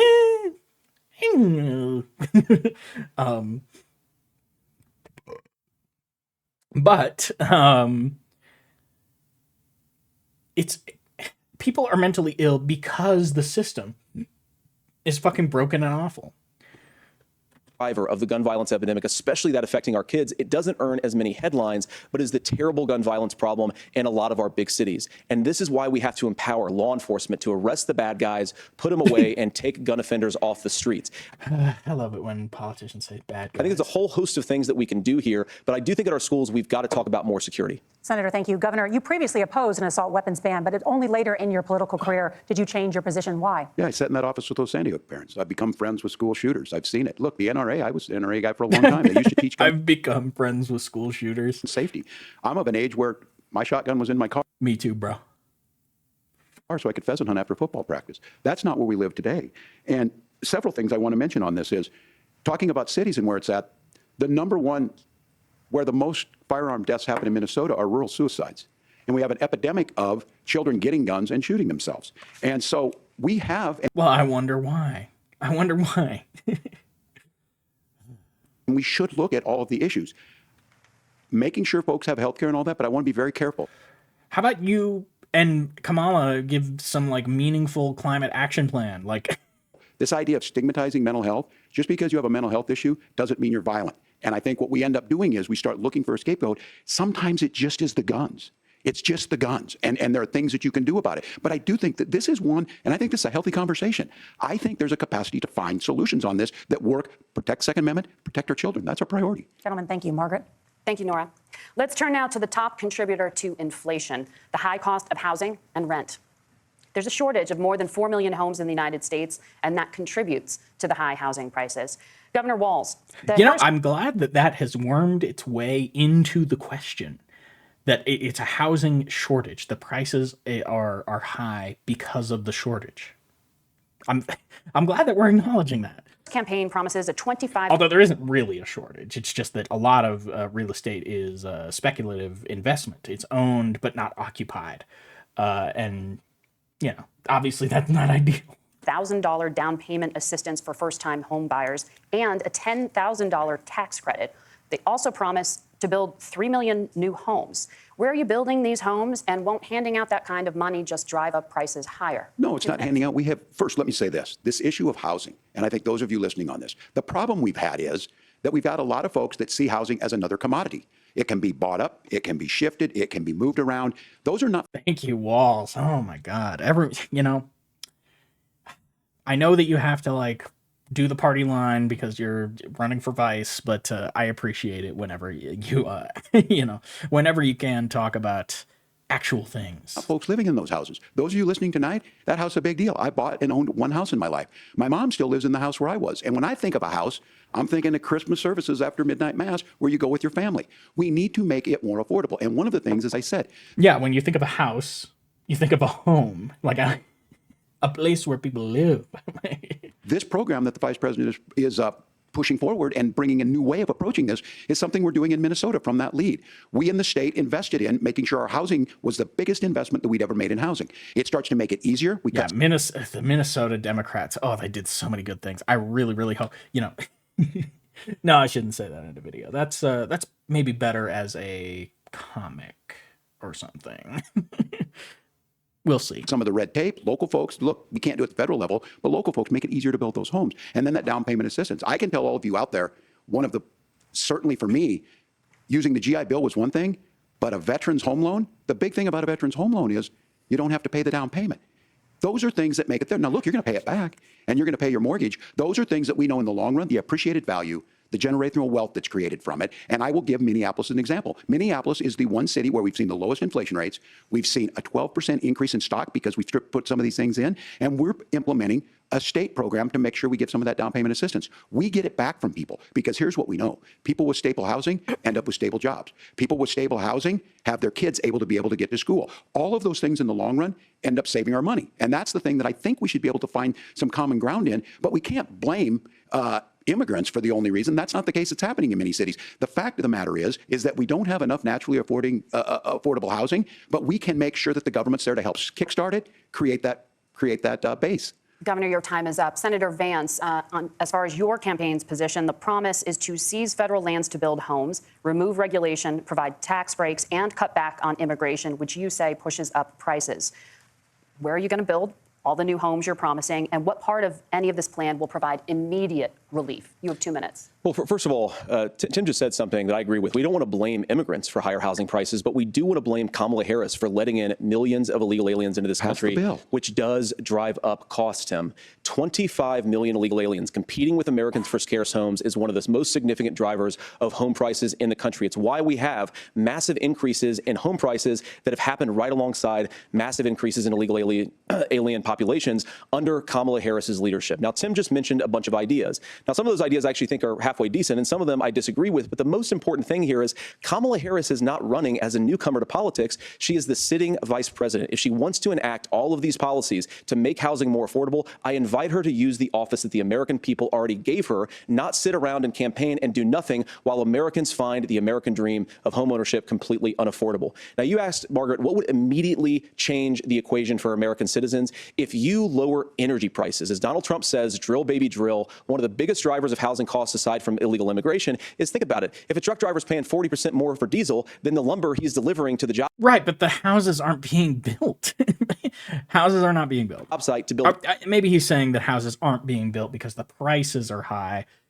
That's nonsense. The house is also going to become a lot more expensive. If we open up American energy, you will get immediate pricing relief for American citizens, not, by the way, just in housing, but in a whole host of other economic goods, too. Senator Vance, you still have 23 seconds there. Do you want to answer Can I have it? where? Yeah. Governor, we will get to you in a moment. But Senator, where are you going to seize the federal lands? Can you clarify? Well, what Donald Trump has said is we have a lot of federal lands that aren't being used for anything. They're not being used for a national park. They're not being used, and they could be places where we build a lot of housing. And I do think that I'm really in favor of I'm fine with it being slow as long as we move in the right direction, but I am in favor of rewilding, so I really don't like the idea of developing federal lands. I'd like to make our existing settlements denser. And more walkable. we should be opening up building in this country. We have a lot of land that could be used. We have a lot of Americans that need homes. We should be kicking out illegal immigrants who are competing for those homes, and we should be building more homes for the American citizens who deserve to be here. Senator, your time is up. The white Christian, straight ones. Governor, I do want to let you respond to the allegation that the vice president is letting in Well, of course, that's not migrants, true. And again, that you it's have the affecting facts. I housing guess we prices. agreed not to fact check. I'll check it. That look, crossings are down compared to when Donald Trump left office. But it's again blaming and not trying to find a solution. I was going to ask Our on crossings, I don't know if that's true. I did some cursory research. That does not seem true. Although I don't, like I said, it was a glance. So I don't really care, honestly. I am a legit open borders advocate. Yeah. this question. To me, it's not an issue. I don't care about the impacts. Again, it's either a right or it isn't. Do I have the right to freedom of movement or don't I? Should I, can I just wander into Mexico? No? Okay, well, then I don't have freedom of movement. Are we going to drill and build houses in the same federal land? And I think when people hear federal lands, these are really important pieces of land. Now, Minnesota doesn't have a lot of federal lands. I know in the western part of the countries we do. Yeah. There's not a lot of... Yeah, the West has a lot of federal land, which is another reason why I don't love that. And I hope that the rest of the West hears this, because I don't know. I have this fanciful notion of the West as a powerful voting bloc because we're rural and therefore have a disproportionate amount of control in the Electoral College. So if we were able to convert more of the West to blue, that obviously would have an outsized impact. So I'm thinking, we target Arizona and New Mexico first, make those solid blue states. And then I think Alaska is the logical choice from there. From there, I guess, I don't know. It's got to be, from there, Utah, Idaho, Montana, all tough sells. And then the last holdout is going to be my home state of Wyoming. of federal lands in and around Oh, and Minneapolis. obviously solidify Nevada as blue. For example. So the issue is I don't understand the federal lands issue unless we see this, and I worry about this as someone who cares deeply about our national parks and our federal lands. Look, Minnesota, we protect these things. We've got about 20% of the world's fresh water. These lands protect. They're there for a reason. They belong to all of us. But again, this is when you view housing and you view these things as commodities. Like there's a chance to make money here. Let's take this federal land and let's sell it to people for that. I think Yes. Oh, Walz. there's better ways to do this. We've seen it in Minnesota. We're able to refurbish some of these houses. We're able to make some investments. That gets people in. And I'm still on the fact on this. Economists, Senator Vance, you said you don't like the economists. Which economists are saying that it is immigrants that's adding to the cost? Governor, your time is up. But Senator, on that point, I'd like for you to clarify. There are many contributing factors to high housing costs. What evidence do you have that migrants are part of this problem? Well, there's a Federal Reserve study that we're happy to share after the debate. We'll put it up on social media, actually, that really drills down on the connection between increased levels of migration, especially illegal immigration, and higher housing prices. Now, of course, Margaret, that's not the entire driver of higher housing prices. It's also the regulatory regime of Kamala Harris. Look, we are a country of builders. We're a country of doers. We're a country of explorers. But we increasingly have a federal administration that makes it harder to develop our resources, makes it harder to build things, and wants to throw people in jail for not doing everything exactly as Kamala Harris says they have to do. And what that means is that you have a lot of people who would love Zoning. Okay, look.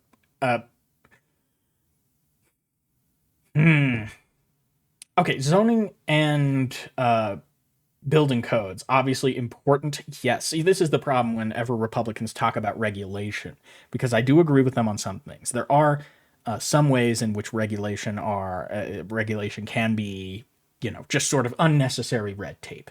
And I think, honestly, you would kind of have to have a bureaucracy, some kind of government agency that reviewed specific laws and regulations from across the states and then made rulings on them. Like, I don't know. It wouldn't be an easy thing to figure out which regulations are actually necessary, which regulations are purely corruption, which regulations are somewhere in the middle. Like, well, this is debatable. Do we need this really? I don't know how to have that conversation really. It's something that I've been thinking about for a long time, because I see both sides of these particular issues on regulation and on regulation, I suppose. Love to build homes who aren't able to build homes. I actually agree with Tim Walz. We should get out of this idea of housing as a commodity. But the thing that has most turned housing into a commodity is giving it away to millions upon millions of people who have no legal right to be here. Yeah, just bringing up immigration constantly. Just blame everything on immigrants. What are the federal regulations? I deal with this as a governor. You can very quickly reply. I'm sorry. I get this as a governor, and I don't necessarily disagree with that in some cases, many of those are local, many of them are state. I don't know which ones are federal, but I think whenever we talk regulations, people think they can get rid of them. I think you want to be able to get out of your house in a fire. I think you want to make sure that it's fireproof and those types of things. So which are the regulations? Because the vice president... Yes, exactly. Okay. Walz is right. Walz, you know what? He started off rocky, but he's consistently been improving over the course of the debate. President's not responsible. Very happy with him right now. For those, Congress writes those. Governor, thank you. Gentlemen, we have a lot to get to. You're passionate about the housing crisis, I can tell. But Nora? Thank you. Yeah, you know what? I do appreciate that. They care. Problems facing Americans is the high cost of health care. At least I believe Walz cares. Senator Vance, at the last presidential debate, former President Trump was asked about replacing the Affordable Care Act. In response, he said, "I have concepts of a plan." Since then, Senator, you've talked about changing how chronically ill Americans get health insurance. Can you explain how that would work? And can you guarantee that Americans with pre-existing conditions won't pay more? I'll give you 2 minutes. Well, of course, we're going to cover Americans with pre-existing conditions. In fact, a lot of my family members have gotten health care. I believe, members of my family actually got private health insurance, at least for the first time, switched off of Medicaid onto private insurance for the first time under Donald Trump's leadership. And I think that, a lot of people have criticized this concepts of a plan remark. It's very simple common sense. I think as Tim Walz knows from 12 years in Congress, you're not going to propose a 900-page bill standing on a debate stage. Okay, but you can outline it like, if you know your shit, you know your shit. And obviously Donald Trump does not. Bore everybody to tears. And it wouldn't actually mean anything because part of this is the give and take of bipartisan negotiation. Now, when Donald Trump was actually president, and again, he has a record to be proud of, prescription drugs fell in 2018 for the first time in a very long time. Under Kamala Harris's leadership, prescription drugs are up about 7%. Under Donald Trump's entire 4 years, they were up about 1.5%. He introduced pricing transparency. Think about healthcare. You go into a hospital, you try to buy something, and nobody knows what it actually costs. That price transparency. I will say this. There has been actual healthcare reform under Obama, under Trump, under Biden. Things are slowly improving. And obviously, this theme with me, as usual, it's not enough, but it is good, and I'm happy it's happening. Transparency will actually give American consumers a little bit more choice and will also drive down costs. And we talked about, the reinsurance regulations is what I was talking about. Look, Donald Trump has said that if we allow states to experiment a little bit on how to cover both the chronically ill but the non-chronically ill, it's not just a plan. He actually implemented some of these regulations when he was president of the United States. And I think you can make a really good argument that it salvaged Obamacare, which was doing disastrously until Donald Trump came along. And I think it's still doing disastrously. An important point about President Trump. Of course, you don't have to agree with everything that President Trump has ever said or ever done. But when Obamacare was crushing under the weight of its own regulatory burden and healthcare costs, Donald Trump could have destroyed the program. Instead, he worked in a bipartisan way to ensure that Americans had access to affordable care. It's not perfect, of course, and there's so much more that we can do. But I think that Donald Trump has earned the right to put in place some better healthcare policies. He's earned it because he did it successfully the first time. Governor? All right, here's where being an old guy gives you some history. I was there at the creation of the ACA. And the reason it was so important is I come from a major healthcare state, home of the Mayo Clinic, home to Medical Alley, 3M, Medtronic, all of those. We understand healthcare. It's why we're ranked first on affordability and accessibility and quality of healthcare. And so what I know is under Kamala Harris, more people are covered than they have before. And those of you listening, this is critical to you. Now, Donald Trump all of a sudden wants to go back and remember this. He ran on the first thing he was going to do on day one was to repeal Obamacare. On day one, he tried to sign an executive order to repeal the ACA. He signed on to a lawsuit to repeal the ACA, but lost at the Supreme Court. And he would have repealed the ACA had it not been for the courage of John McCain to save that bill. Now, fast forward, what that means to you is you lose your pre-existing conditions. If you're sitting at home and you got asthma, too bad. If you're a woman, probably not. Broke your foot during football, might kick you out. Your kids get kicked out when they're 26. Kamala Harris negotiated drug prices for the first time with Medicare. We have 10 drugs that will come online, the most common ones that'll be there. But look, this issue, and when Donald Trump said, I've got a concept of a plan, it cracked me up as a fourth grade teacher because my kids would have never given me that. But what Senator Vance just explained might be worse than a concept, because what he explained is pre-Obamacare. And I'll make this as simple as possible because I have done this for a long time. What they're saying is, if you're healthy, why should you be paying more? So what they're going to do is let insurance companies pick who they insure, because guess what happens? You pay your premium, it's not much. They figure they're not going to have to pay out to you. But those of you a little older, gray, got cancer, you're going to get kicked out of it. That's why the system didn't work. A little older, gray, got cancer, got milk, got cancer. Kamala Harris will protect and enhance the ACA. do. Governor, thank you. Senator, you have not yet explained how you would protect people with pre-existing conditions or laid out that plan.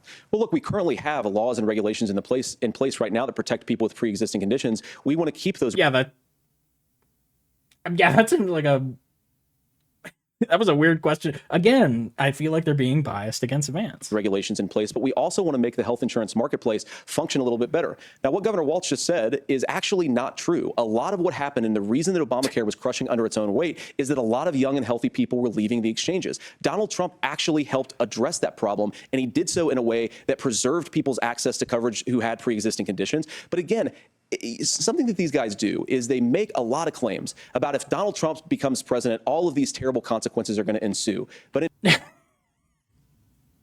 The head shake. You know what? I was going to say something, but Walz took the words out of my mouth. in reality, Donald Trump was president. Inflation was low. Take-home pay was higher. And he saved the very program from a Democratic administration that was collapsing and would have collapsed absent his leadership. He did his job, which is govern in a bipartisan way and get results, not just complain about problems, but actually solve them. Governor, did enrollment under the Affordable Care Act go up under the Trump administration? It's higher now that we've seen it go up. Look, people are using it. The system works. And the question about this of young people or whatever, that's the individual mandate piece of this. And Republicans fought tooth and nail saying The system does not work. It is slowly working slightly better over time, incrementally. well, Americans should be free to do this. Well, then So what you think happens the is individual mandate's a good idea? you shrink.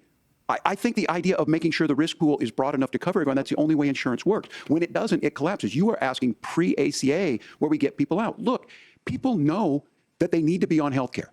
People expect it to be there. And when we are able to make it, and we are making it this way, when we incentivize people to be in the market, when we help people who might not be able to afford it get there, and we make sure then when you get sick and old, it's there for you. Because I heard people say, well, I don't want to buy into Medicare or whatever. Good luck buying health care once you get past 70. So look, the ACA works. We can continue to do better. Kamala Harris did that. The way she made everything better was negotiating those 10 drugs on Medicare for the first time in American history. Thank you. Margaret? Can I address that? I apologize. We're out of time. We have a number of subjects to discuss. Margaret? Let's talk about families in America. There is Of course. What a vague topic. childcare crisis in this country. Childcare and crisis. Got it. Okay. The United States is one of the very few developed countries in the world without a national paid leave program for new parents. Yeah. Governor Walz, you said that if Democrats win both the White House and Congress, this is a day one priority for you. How long should employers be required to pay workers while they are home I was going to do the pussy hand thing, but you can't. I don't have 4 hands. Sorry, guys. taking care of their newborns? You have 2 minutes. Yeah, well, that's negotiable, and that's what Congress worked. But here's what the deal is. Americans sitting out there right now, you may work for a big company. Look, we're home in Minnesota to some of the largest Fortune 500 companies. Kamala Harris knows that in California. Those companies provide paid family medical leave. One is, I think they're moral and they think it's a good thing, but it also keeps their employees healthy. We in Minnesota passed a paid family medical leave.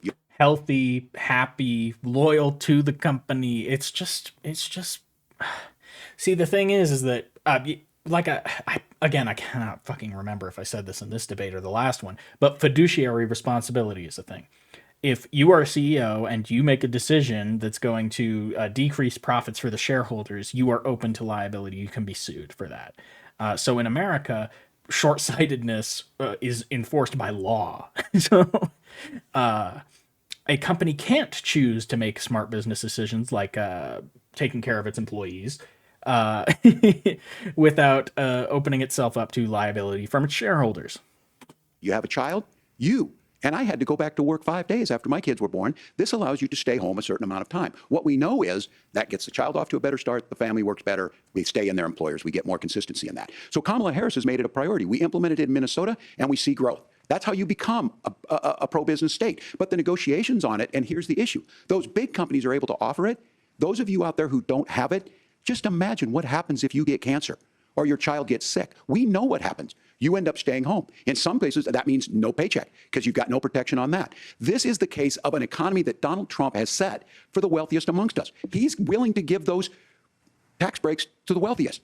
He's willing to say, bust those unions up, do whatever. What we're saying is the economy works best when it works for all of us. And so a paid family medical leave program, and I will tell you, go to the families or go to the businesses and ask them. As far as childcare on this, you have to take it at both the supply and the demand side. You can't expect the most important people in our lives to take care of our children or our parents to get paid the least amount of money. And we have to make it easier for folks to be able to get into that business and then to make sure that folks are able to pay for that. We were able to do it in Minnesota, and I'm still telling you this. We were listed as the best state. We're still in crisis on this.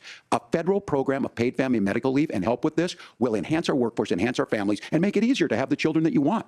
Governor, your time is up. Senator, do you support a national paid leave program? And if so, for how long should employers be mandated to pay their employees while they are home taking care of their newborn? You have 2 minutes. Yeah, well, first of all, Margaret, a number of my Republican colleagues and some Democrats, too, have worked on this issue. And I think there is a bipartisan solution here because a lot of us care about this issue. I mean, look, I speak from this very personally because I'm married to a beautiful woman who's an incredible mother to our 3 beautiful kids, but is also a very, very brilliant corporate litigator. And I'm so proud of her. But being a working mom, even for somebody with all of the advantages of my wife, is extraordinarily difficult. And it's not just difficult from a policy perspective. She actually had access to paid family leave because she worked for a bigger company. But the cultural pressure on young families and especially young women, I think makes it really hard for people to choose the family model they want. A lot of young women would like to go back to work immediately. Some would like to spend a little time home with the kids. Some would like to spend longer at home with the kids. We should have a family care model that makes choice possible. And I think this is a very important substantive difference between Donald Trump and Kamala Harris's approach. I mean, look, if you look at the federal programs that we have that support paid family leave right now, the Community Development Block Grant, and there's another block grant program that spends a lot of money from the federal government. These programs only go to one kind of childcare model. Let's say you'd like your church maybe to help you out with childcare. Maybe you live in a rural area or an urban area and you'd like to get together with families in your neighborhood to provide childcare in the way that makes the most sense. You don't get access to any of these federal monies. We want to promote choice in how we deliver family care and how we promote childcare because, look, it is unacceptable. And, you know, of course, Tim and I have been on the campaign trail a lot the past 7 or 8 weeks. And one of the biggest complaints I hear from young families is people who feel like they don't have options, like they're choosing between going to work or taking care for their kids. That is an incredible burden to put on American families. We're the only country that does it. I think we could do a heck of a lot better. It is wild how much they. I don't know what's going on with our politics anymore. I have no idea what the fuck is happening. Senator, thank you. You have also said, Senator Vance, many things about the American family. The Federal Reserve says parents will spend nearly as much on childcare as they do on housing each month. So I want to get your thoughts on this. President Trump recently said, as much as childcare is talked about as being expensive, it's relatively speaking not very expensive compared to the kinds of numbers we'll be taking in. Is President Trump committed to the $5,000 per child tax credit that you have described? You have 1 minute. Well, what President Trump said, Margaret, I just want to defend my running mate here a little bit, is that we're going to be taking in a lot of money by penalizing companies for shipping jobs overseas and penalizing countries who employ slave laborers and then ship their products back into our country and undercut. Yeah, but that okay. Oh, it doesn't penalize the countries as much as it penalizes Americans. Okay, tariffs primarily hurt the country, like the country that enacts them, not the country that you're levying the tariffs against. Cut the wages of American. Now, obviously, of course, it would hurt China if we were to put a tariff. We do have tariffs on China right now. And it does obviously hurt our business with China, but it hurts Americans more. Always, always, always, always. Tariffs hurt Americans first. Workers. It's the heart of the Donald Trump economic plan. Cut taxes for American workers and American families. Cut taxes for businesses that are hiring and building companies in the United States of America, but penalize companies and countries that are shipping jobs overseas. That's the heart of the economic proposal. And I think what President Trump is saying is that when we bring in this additional revenue with higher economic growth, we're going to be able to provide paid family leave, childcare options that are viable and workable for a lot of American families. Can you clarify how that will solve the childcare shortage? Well, because as Tim said, a lot of the child care shortage is we just don't have enough resources going into the multiple people who could be providing family care options. And we're going to have to, unfortunately, look, we're going to have to spend more money. We're going to have to induce more people to want to provide child care options for American families, because the reason it's so expensive right now is because you've got way too few people providing this very essential service. It can't be a fucking market solution. God. You can't just buy your child a childhood or a care and nurturing. You have to provide it yourself. You need to be able to be there with them. They need paid leave, paternity and maternity leave, parental leave. Thank you, Senator. Governor Walz, your ticket also has some child care tax credit proposals. Do you think Congress will agree to the $6,000 credit for newborns and $3,000 credit for children over the age of 6, as your campaign has promised? Is that realistic? Well, if these members of Congress are listening to anybody, I can tell you, and this is the biggest issue. Everybody listening tonight knows. I mean, I'm sure they were shocked to hear it's not that expensive. And let's be clear, whether it's $5,000 or $6,000, that pays you about 3 or 4 months. Let's be clear of where we're at on this. It's because we got out of an imbalance on this. We thought we were going to get by not paying people. I don't think Senator Vance and I are that far apart. I'm not opposed to what he's talking about on options. We've done scholarship types of things. I think we need to be open to making the case. But the issue here is, the question you asked is, you're not going to pay for it with these tariffs. That's just adding another $4,000 on the family and taking less. So not only do they not get the money to pay for that, they're $4,000 in the hole. That's Wharton School. That's his alma mater. And so I think the issue here is, if those members of Congress, I can't believe they're not. When I go to businesses, sure, they'll talk about taxes sometime, but they will lead with childcare and they will lead with housing, because we know the problem is, especially in a state like Minnesota, we need more workers because our economy is growing, but we need the workforce. Governor, thank you. We need to move on. Nora, Let's talk. That's a strong point. We need the workers. Like, what do you have to say against that, Republicans? We need the immigrants because we need the workers, because our economy is growing, but our population is not. About the state of democracy, the top issue for Americans after the economy and inflation. After the 2020 election, President Trump's campaign and others. I mean, it is slowly growing, but not as fast as our economy, obviously. Birth rate's slow in developed countries. We have one of the fastest growing economies consistently. And so obviously we need some immigrants to, make up the difference. Plus, we're a country of immigrants. It's our whole fucking thing. Filed 62 lawsuits contesting the results. Judges, including those appointed by President Trump and other Republican presidents, looked at the evidence and said there was no widespread fraud. The governors of every state in the nation, Republicans and Democrats, certified the 2020 election results and sent a legal slate of electors to Congress for January 6th. Senator Vance, you have said you would not have certified the last presidential election and would have asked the states to submit alternative electors. That has been called unconstitutional and illegal. Would you again seek to challenge this year's election results, even if every governor certifies the results? I'll give you 2 minutes. Well, Nora, first of all, I think that we're focused on the future. We need to figure out how to solve the inflation crisis caused by Yeah, so pivot. Kamala Harris's policies, make housing affordable, make groceries affordable, and that's what we're focused on. But I want to answer your question because you did ask it. Look, what President Trump has said. An excellent point. She did ask a question. You should probably answer it. Is that there were problems in 2020. And my own belief is that we should fight about those issues, debate those issues peacefully in the public square. And that's all I've said. And that's all that Donald Trump has said. Remember. No, that's not all he said. I think I recall him saying, find those fucking votes. He said that on January the 6th, the protesters ought to protest peacefully. And on January the 20th, what happened? Yeah, okay. Joe Biden became the president. Donald Trump left the White House. And now, of course, unfortunately, we have all of the negative policies that have come from the Harris-Biden administration. Yeah, because Jan 6 fucking failed. I believe that we actually do have a threat to democracy in this country, but unfortunately, it's not the threat to democracy that Kamala Harris and Tim Walz want to talk about. Oh, what is it? It is the threat of censorship. It's Americans casting aside lifelong friendships because of disagreements over politics. That's a threat to democracy? I guess democracy is a lot lamer than I thought it was. It's big technology companies silencing their fellow citizens, and it's Kamala. Yeah, I couldn't agree more. I couldn't agree more. Elon shouldn't be allowed to do that. No, but in all seriousness, I do support a digital Bill of Rights, and I do. Here's what I want. I want the government to craft a standard TOS that every site will follow, and I want that TOS to include the First Amendment. Harassment's not okay, but you should be able to say whatever opinion you want. You want to say that, you want to say blacks are subhuman. You want to say Jews control the world. That's fine, as long as you don't go harassing, black people and Jews. Kamala Harris saying that rather than debate and persuade her fellow Americans, she'd like to censor people who engage in misinformation. I think that is a much bigger threat to democracy than anything that we've seen in this country in the last 4 years, in the last 40 years. Now, I'm really proud, especially given that say that again. She'd like to censor people who engage in misinformation. Yeah, that's, if she did say that, I disagree. I know that that's becoming a more and more popular view. In my opinion, if you have to censor misinformation for your democracy to function, then sorry, you lost the game. You lost democracy. I don't agree that democracy should not have a fail state. Okay, there should be a fail state. You need to, like, hang that sword over people's necks so that they fucking continue to maintain a democracy, okay? A democracy that runs itself, not interested. Not possible, but not interested either. I think that is a much bigger threat to democracy than anything that we've seen in this country in the last 4 years, in the last 40 years.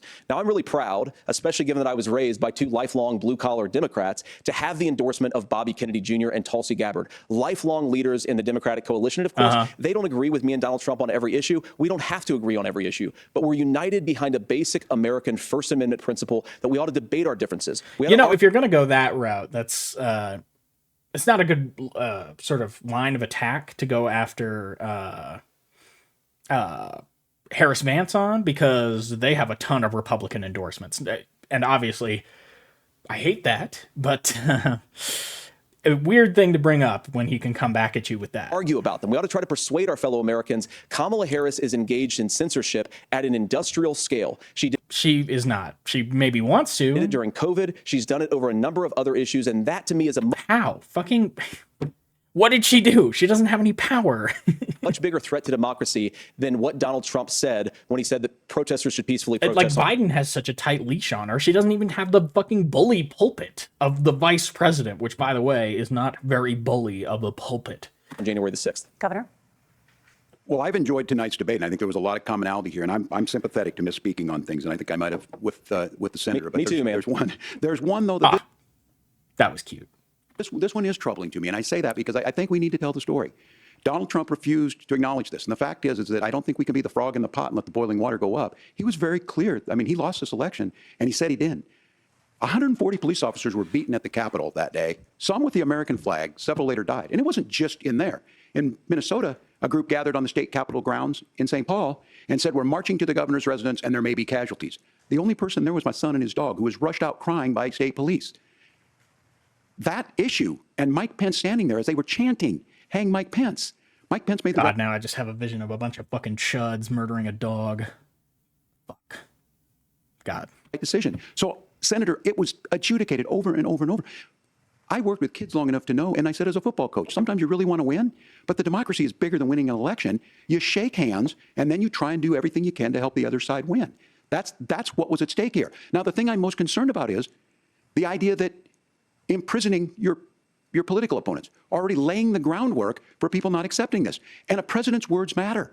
A president's words matter. People hear that. So I think this issue of settling our differences at the ballot box, shaking hands when we lose, being honest about it, but to deny what happened on January 6th, the first time in American history that a president or anyone tried to overturn a fair election and the peaceful transfer of power. And here we are 4 years later in the same boat. I will tell you this, that when this is over, we need to shake hands this election, and the winner needs to be the winner. This has got to stop. It's tearing our country apart.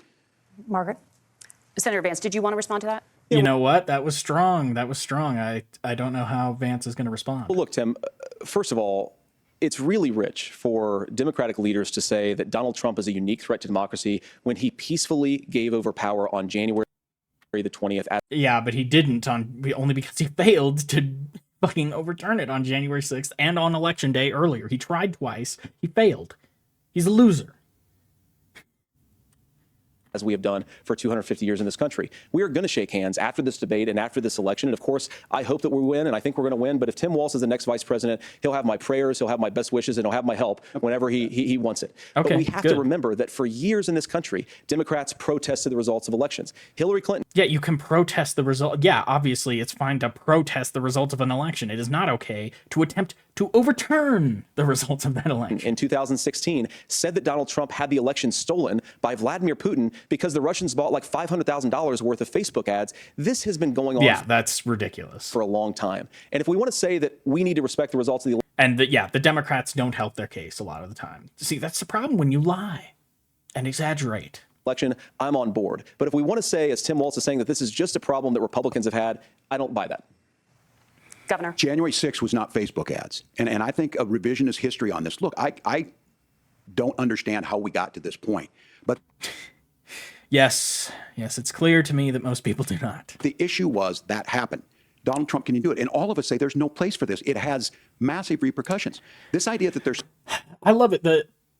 How could this have happened? Even though everyone knows that, like, if you just keep going right, the end point of conservatism is always fascism. The only marginal use conservatism has in a social structure is to be like, wait, does this actually make sense? They should be like a cautionary sort of a nervous kind of advisory role where it's like, well, I mean, I foresee this problem, but they don't act like that. They don't want to foresee problems and slow progress where it's necessary. They want to stop progress, reverse it, and then return to a mythical past. Okay, like they've, and that's always what it's going to develop into if you let it. It's not surprising. The rhetoric has not changed at all. It's just that now they're feel emboldened because they feel like they're close to power, and they are. And they are. censorship to stop people from threatening to kill someone, threatening to do something. That's not censorship. I disagree. I think that it should be. I think threats are perfectly permissible. I don't understand. Censorship is book banning. We've seen that. We've seen that brought up. I just think for everyone tonight, and Like me personally, I don't use threats. But if you want to use threats, I think that's your freedom of speech. I'm going to I also think you should be able to say fire in a crowded theater. thank Senator Vance. I think this is the conversation they want to hear. And I think there's a lot of agreement. This is one that we are miles apart on. This was a threat to our democracy in a way that we had not seen. And it manifested itself because of Donald Trump's inability to say. He is still saying he didn't lose the election. I would just ask that. Did he lose the 2020 election? Tim, I'm focused on the future. Did Kamala So Harris censor Americans from speaking their mind in the wake of the 2020 No. COVID situation? That is Has a she tried damning, to- that is a damning non-answer. It's a damning non-answer for you to not talk about censorship. Obviously, Donald Trump and I think that there were problems okay, what is he fucking talking about? Is this just nonsense, or did she actually do something? in 2020. We've talked about it. I'm happy to talk about it further. But you guys attack us for not believing in democracy, the most sacred right under the Okay, neither of you believe in democracy. Okay, there's no pro-democracy party, because if there were, it would be proposing pro-democratic reforms, something which has never happened. So, whatever. United States democracy is the First Amendment. You yourself have said there's no First Amendment right to misinformation. Kamala Harris wants to Yeah, use there is obviously a First Amendment right to misinformation. power Hate of speech. government and big tech. Yeah, there's a first. Wait. The most sacred right under the United States democracy is the First Amendment. You yourself have said there's no First Amendment right to misinformation. Kamala Harris wants to use the threatening or power hate of speech. government. Yeah, threatening or hate speech is absolutely covered by the First Amendment. I don't like. Go fuck yourself. And big tech to silence people from speaking their minds. That is a threat to democracy that will long God, it's just like both parties want to just take every. They just want to fucking destroy our goddamn country. Everything that makes it good. Every positive thing about the skeleton, the bones of this place. It could be so wonderful. And I don't know. Like I said, it's like it's right there. I could taste it. but that's not represented in our politics at all. outlive this present political moment. I would like Democrats and Republicans to both reject censorship. Let's persuade one another. Let's argue about ideas, and then let's come together afterwards. You can't yell fire in a crowded theater. That's the test. That's the Supreme Court test. Tim, fire in a crowded theater. You guys wanted to kick people off of Facebook for saying that toddlers shouldn't Senator, wear the masks. governor does That's have not the floor. Sorry. fire I don't. Okay. I did. Whatever. in a crowded theater. That is criticizing the policies of the government, which is the right of every American. Senator, the governor does have the floor for 1 minute to Please. respond to you. Yeah, well, I don't run Facebook. What I do know is I see a candidate out there who refused, and now again, and this I'm pretty shocked by this. He lost the election. This is not a debate. It's not anything anywhere other than in Donald Trump's world. Because look, When Mike Pence made that decision to certify that election, that's why Mike Pence isn't on this stage. What I'm concerned about is, where is the firewall with Donald Trump? Where is the firewall if he knows he could do anything, including taking an election, and his vice president's not going to stand to it? That's what we're asking you, America. Will you stand up? Will you keep your oath of office, even if the president doesn't? And I think Kamala Harris would agree. She wouldn't have picked me if she didn't think I would do that, because of course that's what we would do. So America, I think you've got a really clear choice on this election of who's going to honor that democracy and who's going to honor Donald Trump. Governor, your time is up. Thank you, gentlemen. We will be right back with both of our candidates. The CBS News vice presidential debate continues.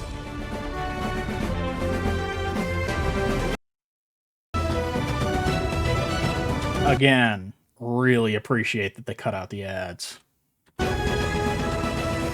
Welcome back to the CBS News. They use the same clock thing.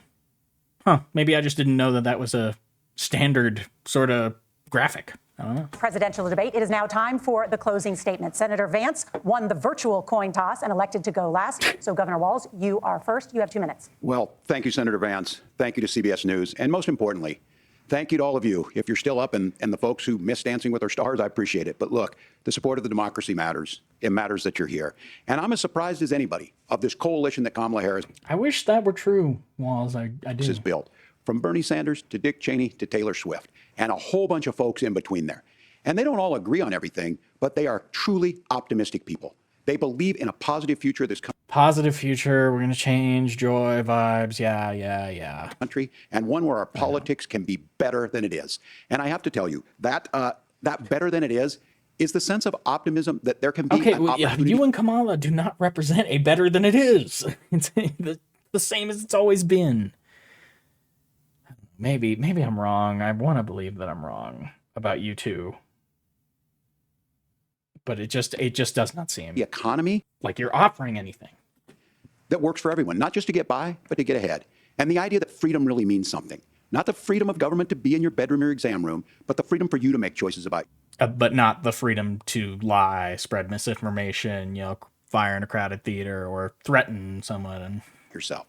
Now, look, we all know who Donald Trump is. He's told us, and as Maya Angelou said, believe him when he told you that. His first inaugural address talked about American carnage, and then he spent 4 years trying to maybe do that. Senator Vance tonight made it clear he will stand with Donald Trump's agenda. He will continue to push down that road. Excuse me. Kamala Harris gives us a different option. Now, I'll have to tell you, I'm going to be careful about the quotes, but there's one that Senator Vance said that does resonate with me. He said, Donald Trump makes the people I care about afraid. A lot of America feels that way. We don't need to be afraid. Franklin Roosevelt was right. All we have to fear is fear itself. Kamala Harris is bringing us a new way forward. She's bringing us a politics of joy. She's bringing real solutions it's the same way forward. What's new? for the It's new compared to Trump. That's not new. middle class, and she's centering you at the heart It's 30 years younger. That's not new. of that. All the while asking everyone, join this movement, make your voices heard. Let's look for a new day where everybody gets that opportunity and everybody gets a chance to thrive. I humbly ask for your vote on November 5th for Kamala Harris. Opportunity economy. Governor Walz, thank you. Senator Vance, your closing statement. Well, I want to thank Governor Walz, you folks at CBS, and of course the American people for tuning in this evening. And one of the issues we didn't talk about was energy. And I remember when I was being raised by my grandmother, when she didn't have enough money to turn on the heat some nights because Ohio gets pretty cold at night and because money was often very tight. And I believe, as a person who wants to be your next vice president, that we are a rich and prosperous enough country where every American, whether they're rich or poor, ought to be able to turn on their heat in the middle of a cold winter night. That's gotten more difficult thanks to Kamala Harris's energy policies. I believe that whether you're rich or poor, you ought to be able to afford a nice meal for your family. That's gotten harder because of Kamala Harris's policies. I believe that whether you're rich or poor, you ought to be able to afford to buy a house. You ought to be able to live in safe neighborhoods. You ought to not have your communities flooded with fentanyl. And that, too, has gotten harder with because of Kamala Harris's policies. Now, I've been in politics long enough to do what Kamala I like how nobody will fucking blame the fentanyl crisis on the goddamn pharmaceutical companies and the doctors, even though that's 100% who's to blame. Kamala Harris does when she stands before the American people and says that on day one, she's going to work on all these challenges I just listed. She's been the vice president for 3.5 years. Day one was 1,400 days ago, and her policies have made these problems worse. Now, They're not her policies. I believe She's not in charge. She's playing second fiddle to a geriatric fucking warmonger. that we have the most beautiful country in the world. I meet people on the campaign trail who can't afford food, but have the grace and generosity to ask me how I'm doing and to tell me they're praying for my family. What that has taught me is that we have the greatest country, the most beautiful country, the most incredible people anywhere in the world, but they're not going to be able to achieve their full dreams. They're just people. Maybe they have some special sort of character to them, but that's the same as any other people. I hate this exceptionalist nonsense. We're just people. We're just naked goddamn monkeys. With the broken leadership that we have in Washington, they're not going to be able to live. Hairless apes running around. We don't know what the fuck we're doing, okay? We're not special. Of their American dream if we do the same thing that we've been doing for the last 3.5 years. We need change. We need a new direction. At least, not inherently. We could do special things, but we don't want to. Clearly. We need a president who has already done this once before and did it well. Please vote for Donald Trump. And whether you vote for me or vote for Tim Walz, I just want to say I'm so proud to be doing this, and I'm rooting for you. God bless you, and good night. Senator Vance, thank you. And thank you both for participating in the only vice presidential debate of this election cycle. I'm Margaret Brennan. And I'm Nora O'Donnell. And a reminder, there are just 35 days until Election Day. Please get out and vote. And for all of us here at CBS News, thank you and good night.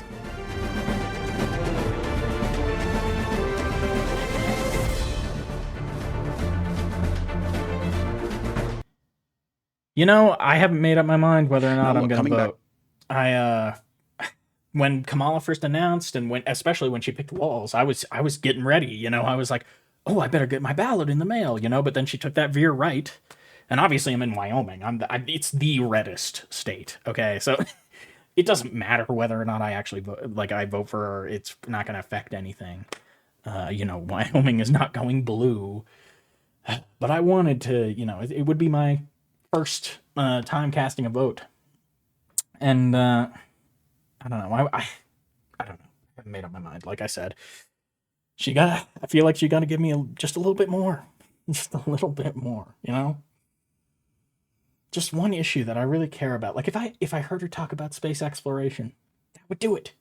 That's a real crowd pleaser. You know, you don't. Whatever. Thank you for watching. Like, subscribe, and share it around. It really helped me out. You know, we're all obviously having a rough time. It's a rough time. Anyway, like I said, thanks for watching all the way to the end. See you in the next one. Blah, blah, blah, blah, blah, blah.